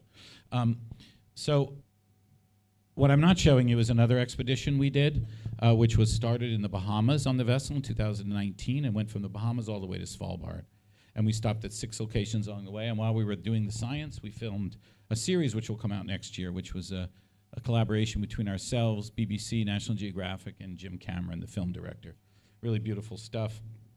We ended in Svalbard, which is a Norwegian territory in the north of the Arctic Circle, where we were studying bowhead whales, narwhals, and Greenland sharks. So I would encourage you to see if you could watch that next year. It's absolutely beautiful. And the science related to that edition will come out soon, too. So let me get through this quickly. Just show you this last image from this expedition. Not this one. This is too technical. This is the vessel sitting very close to a wall, which is a glacier in Svalbard. Last year at the end of 2019. We were diving submersibles and ROVs underneath the glacier, which was very impressive. So the last one I'll do very quickly. Let me go through this. It's moving very slowly, guys. Anybody speed that up? The slides are kind of hung. I'll just do quickly. I don't want to spend a lot of time on this, but this was that was such a successful expedition in 2019 that Saudi Arabia asked us to come back as we were driving back through, and we spent 18 weeks. And instead of just working in the northern area, we covered the entire waterfront of Saudi Arabia for the first time ever. There's never really been any exploration, significant scientific exploration of those waters. So we started down at the very bottom on the Yemen coast, the Yemen border, all the way up to back up to the Gulf of Aqaba. And did lots of things. They really understood the value of the vessel and really applied a whole bunch of techniques. So we were using ROVs and drones, and it was a very, very intensive, and collected terabytes, hundreds of terabytes worth of data for them, which involved CTD casts, 143 CTD casts during those weeks. We did 133 ROV dives and 44 sub-dives into depths, as you can see the entire length of that border. And then the mapping, which we did every night, we covered 62,000 square kilometers of coastline. And as you can see, although we spent a lot of time mapping, it's a lot, it really doesn't cover even 30% of their water. So we have a lot more mapping that can be done in those areas. But again, found lots of interesting things. I won't spend much time on that today, but just to let you know, every single dive we did, there was something new to find. We collected specimens from each of those places. Just a fantastic expedition.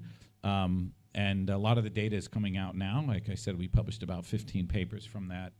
And we'll publish another, what looks like 55 papers are on the horizon, come out. These are blue holes, and we had about 140 scientists join us during the time of that short trip. Last thing, and I'll just do 2 seconds on this, one of our favorite trips was will be bringing your explorer or you yourself? The ship will come here, everything. Are you going all over Indonesia or special in Maluku's or? Well, we're in the middle of planning. We're in the middle of planning that right now. Actually, Intan and the team at Bryn are collecting studies and ideas and proposals to study while we're here. What thing you like to have? Because that might be I can help.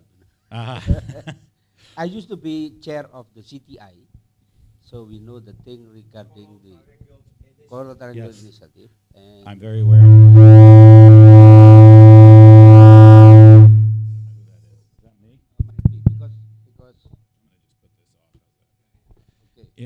It was very long.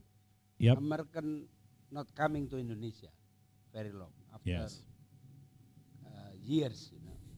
I think that will be good if we try to have a partnership to what you call it, put it back to partnership, because we used to have Noah coming here and some other thing. When I was in Jakarta, it was good, even though we still have partnership with China, but no, rarely having with America. That's why I'm asking. We may have like communication through email or something, because that will be 7 months or so. 7 months or so. Okay, then that will be good if we can communicate and we try to help. Because I think that will be good if we may able to help you. I would appreciate that. Thank you. Ibu siapa dari BRIN? Ibu Intan. Ibu Intan. Tadi saya catch up part of the your presentation. Tapi mostly bagian-bagian yang susah ya. Maksudnya begini. Orang Indonesia itu sekarang susah. We need help. I mean, tekad saya membantu kementerian, membantu universitas dan sebagainya. What do you think supaya kementerian itu bisa handy mengimplementasikan yang di Ibu kaji?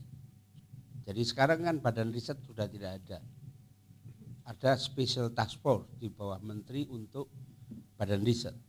Tapi itu fake ya. Beberapa memang fake. Artinya memang ada tapi tidak jujur. Sekarang ini ketidakjujuran muncul ya, banyak hal di kementerian. Nah, pertanyaan saya adalah Ibu dari BRIN, saya tahu di BRIN itu Ibu tidak happy. I know that because saya ada di MPI Bu, Masyarakat Peningkatan Inovasi and Invention. Itu ketua LIPI, ketua BPPT itu di situ. Kita di situ ada it was 35 or 32% ya. Sehingga kita tahu kalau Ibu tidak happy. Tapi Ibu cari cara you speak up outside. Itu bagus, tapi saya mau menjembatani kalau kementerian would like to have your research to be implemented, kira-kira apa yang bisa dijahitkan itu? Saya kira itu Prof Daniel sebagai itu ya, provokatif untuk kebaikan. Ya, terima kasih.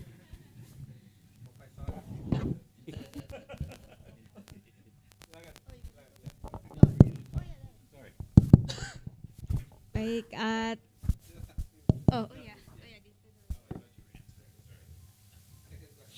Thank you, Dr. Intan, Dr. Vincent. Thank you. Saya first to Dr. Intan. Ya, saya mau membalas pantunnya dulu yang pertama. Kalau tidak ada setetes tinta, tidak mungkin aku gubah sebait puisi. Kalau bukan karena cinta, tidak mungkin kita mengembangkan dipsi.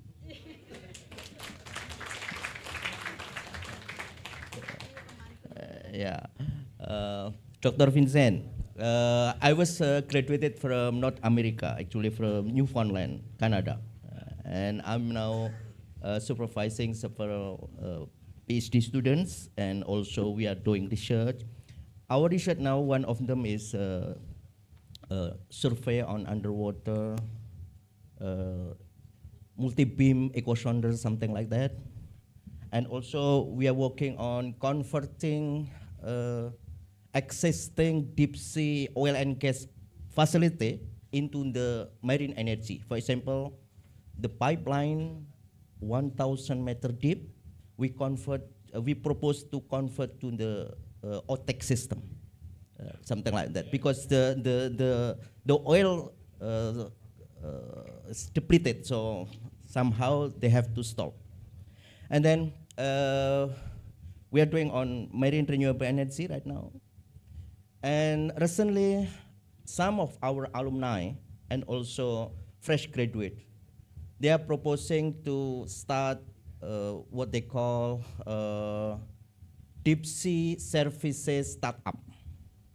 And now they are start working with a company. They got order to survey about 5,000 meter deep underwater.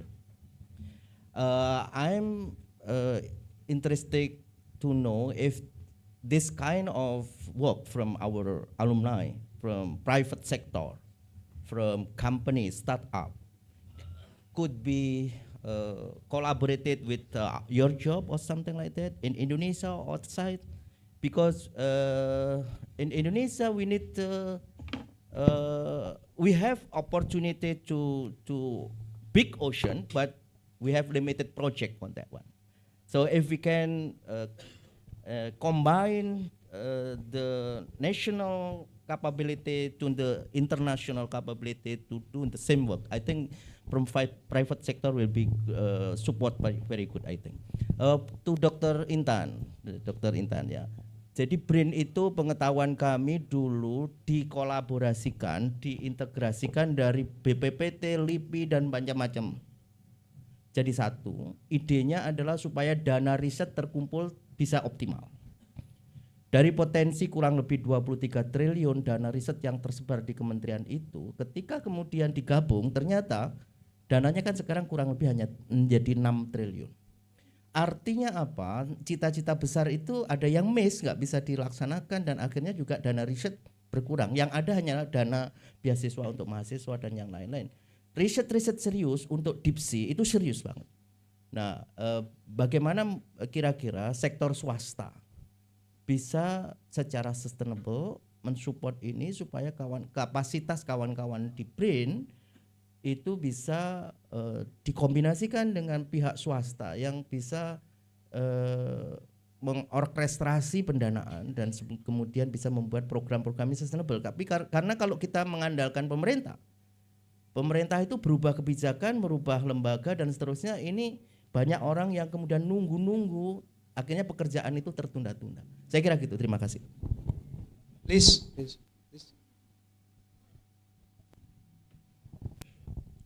Baik, pertanyaannya susah ya.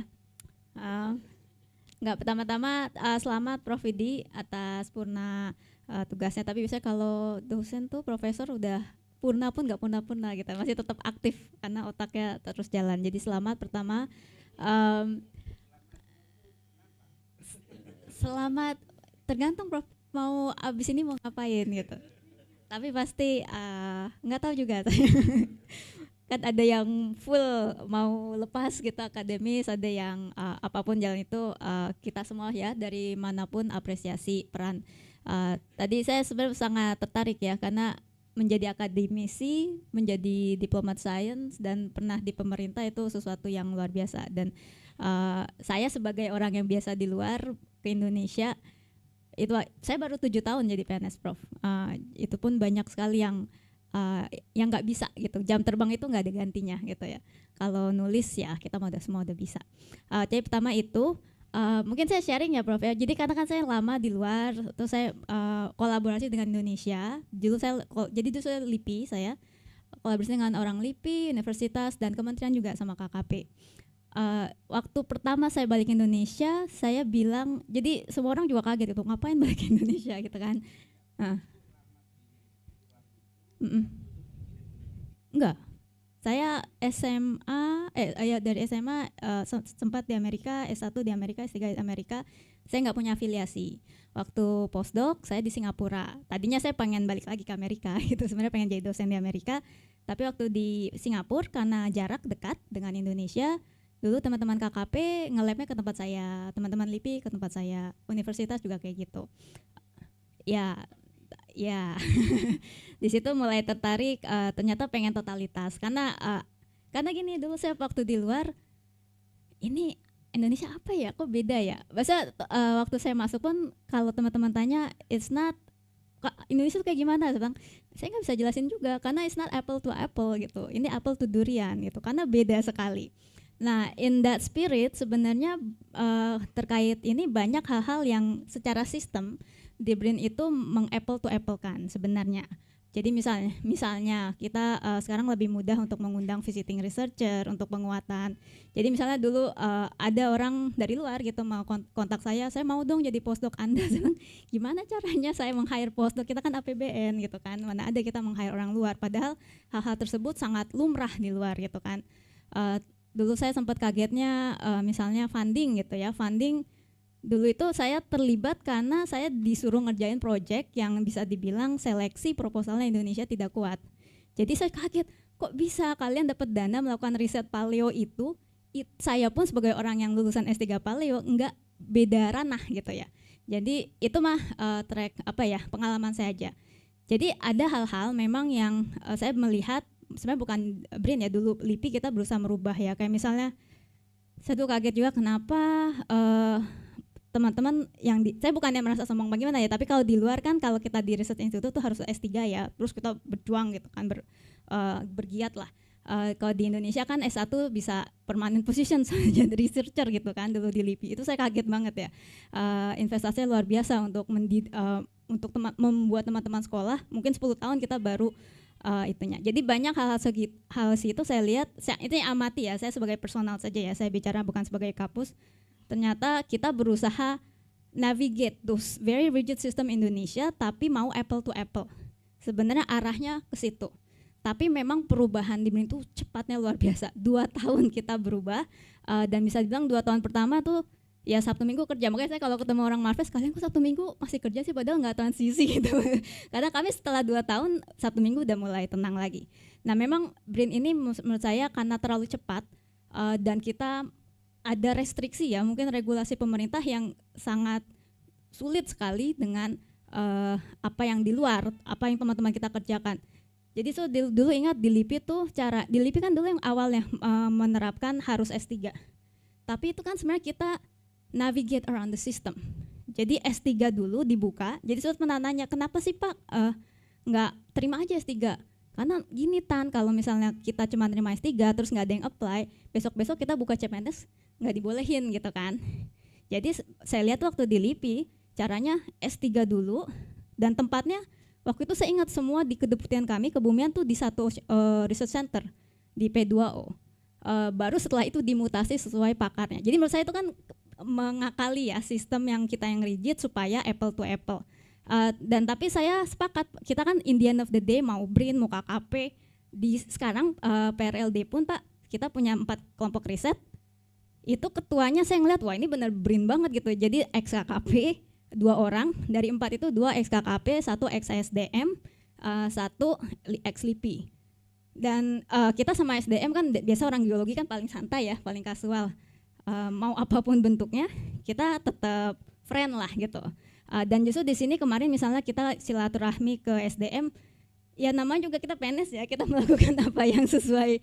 Ya itu yang terjadi, tapi intinya kita sebagai sejawat melihat oke, sekarang tusi kami riset. Tapi tusi teman-teman SDM apa nih supaya kita bisa berkolaborasi dan masing-masing punya memenuhi tusi masing-masing. Termasuk saya yang melihat salah satu yang tadi kembali mungkin pertanyaan kedua ya, agak swasta. Di BRIN itu kami KPI-nya super simple kalau di pusat riset. Publikasi, sitasi, karena sitasi kan melihat dampak ya, kalau cuma publikasi jumlah, sitasi impact. Kalau misalnya di tempat saya pendanaan eksternal. Jadi for X amount of APBN istilahnya ya X amount of eksternal. Malah kalau di tempat riset saya kami nggak terlalu banyak dapat dana internal karena sulit juga ya, dan ya bisa diakui sangat rigid penggunaannya. Justru kami dapatnya dari National Geographic misalnya. Gitu dari swasta. Kalau swasta ada skema lain untuk misalnya menghasilkan paten yang istilah ingin mengubah cara dulu kan kayaknya semua harus dikerjain peneliti, waktunya habis. Jadi peneliti udah sampai di sini sampai riset, setelah itu ada pendanaan lain untuk proses startup atau enggak paten. Jadi sebenarnya sistemnya apple to apple. Tapi kecepatan yang luar biasa ini kan bukan evolusi ya, ini revolusi. Dan saya tuh dari kemarin berpikir negara mana yang melakukan ini gitu ya. Dan itu yang perlu kita perhatikan dan terus perbaiki, dan saya pikir orang BRIN juga cukup vokal walaupun nggak terdengar di luar, kami cukup vokal di internal juga gitu. Ya. Ya. Ya. Ya. Yes.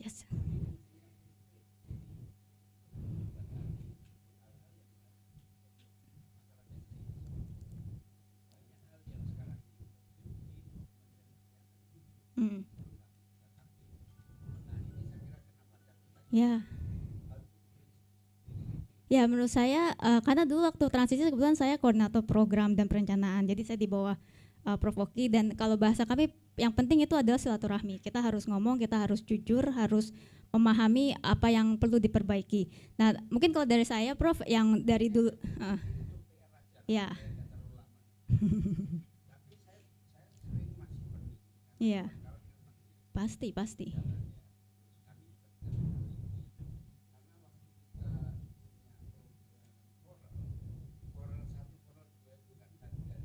Ya. Terus balik ke LIPI.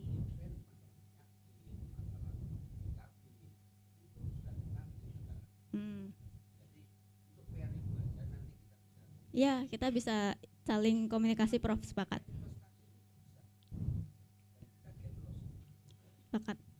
Ada, saya pikir kita sepaham ya. Maksud tadi makanya saya cerita dulu agak mundur sebagai saintis, core of the core-nya kita tahu ada perubahan yang memang kita ubah, tapi ada banyak hal yang kita harus ya berjuang.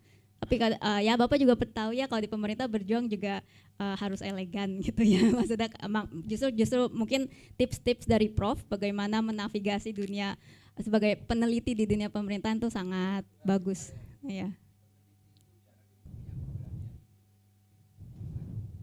Oke. Ya, waktunya agak pendek. Iya, nanti kayaknya kita japri deh. Menarik ini. Siap Prof ya.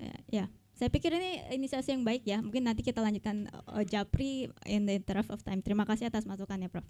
Sekali lagi selamat. Oh iya, tadi sudah langsung terjawab ya Prof ya. Misalnya kalau ya kami KPI-nya itu memang external funding. Iya. Jadi ketergantungan dengan APBN itu memang sangat rendah sekarang. Iya. Okay, please.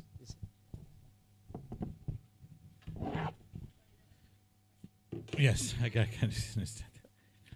Regarding private activities of the vessel is a nonprofit, and as such, it as part of its tax-free status in the United States, it has to undertake largely nonprofit work. It's possible for it to do work for for-profit entities if it's requested, and but the rate of usage, the cost has to be commercially similar. So in other words, we can't do we can't do nonprofit work on the vessel. We can't do it at nonprofit rates, which are generally a lot less. So it's possible to sort of rent the vehicle for. So for example, mapping for things like that. There are certain things we can't do very well, and there's things we just don't do because of our nonprofit status. But mostly, I mean, for example, OTEC work is something that would be interesting to us. I think we spoke at some point around the concept of looking at the pipes, looking at where they are, how they might affect the deep sea, things like that. So that definitely is something within our interest area. So I would just I'll give you my card. Just reach out if you think there's an industry need for the vessel. It just requires a different cost structure. Okay, applause to our two presenters. That will conclude our session. Now I let the Master of Ceremony. Apa? Ya, apa ini sudah selesai? Silakan. Ya.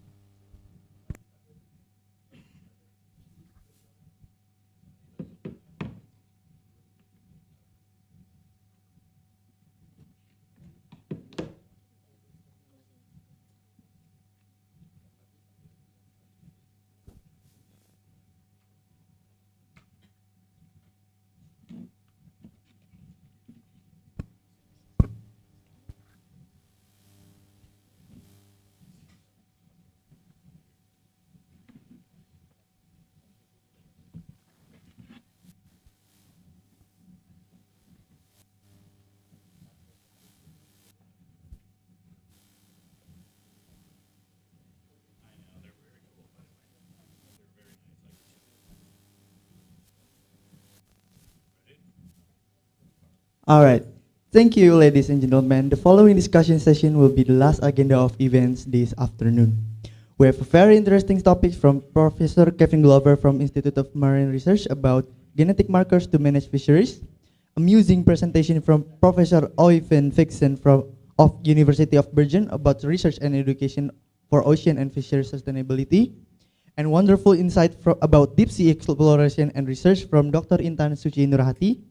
And last but not least, a warm introduction of OceanX that shown us its experience in deep sea exploration and technology by the co-CEO himself, Dr. Vincent Pierre Bourne. Of course, the topics that have been conveyed by the speakers really open up and add new insight for all of us. In addition to event, we would like to give a closing statement from the Head Deputy of Kemenko Marves. Please welcome.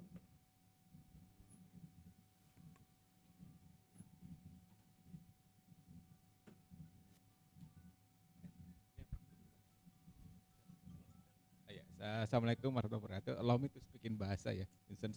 So first of all, I would like to say thank you again to ITS for hosting this event.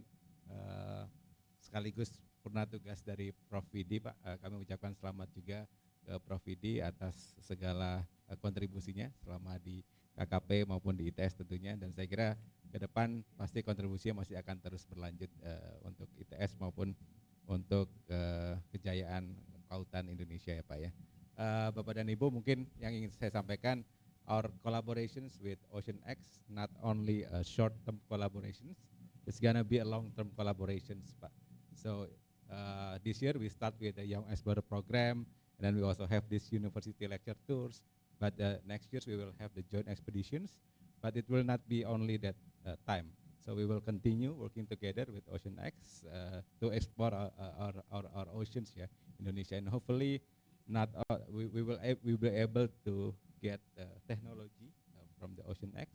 We also able to grow our capacity to be able to explore our oceans by ourselves ya. So ITS as one of the leading institutions in Indonesia in terms of ocean engineering, I think should be involved in these collaborations, Pak. So I, as a deputy for Kemenko Marves, Maritime Resources, I invite the ITS professors and also ITS students to collaborate together with the Indonesian government on OceanX in our journey to explore our oceans.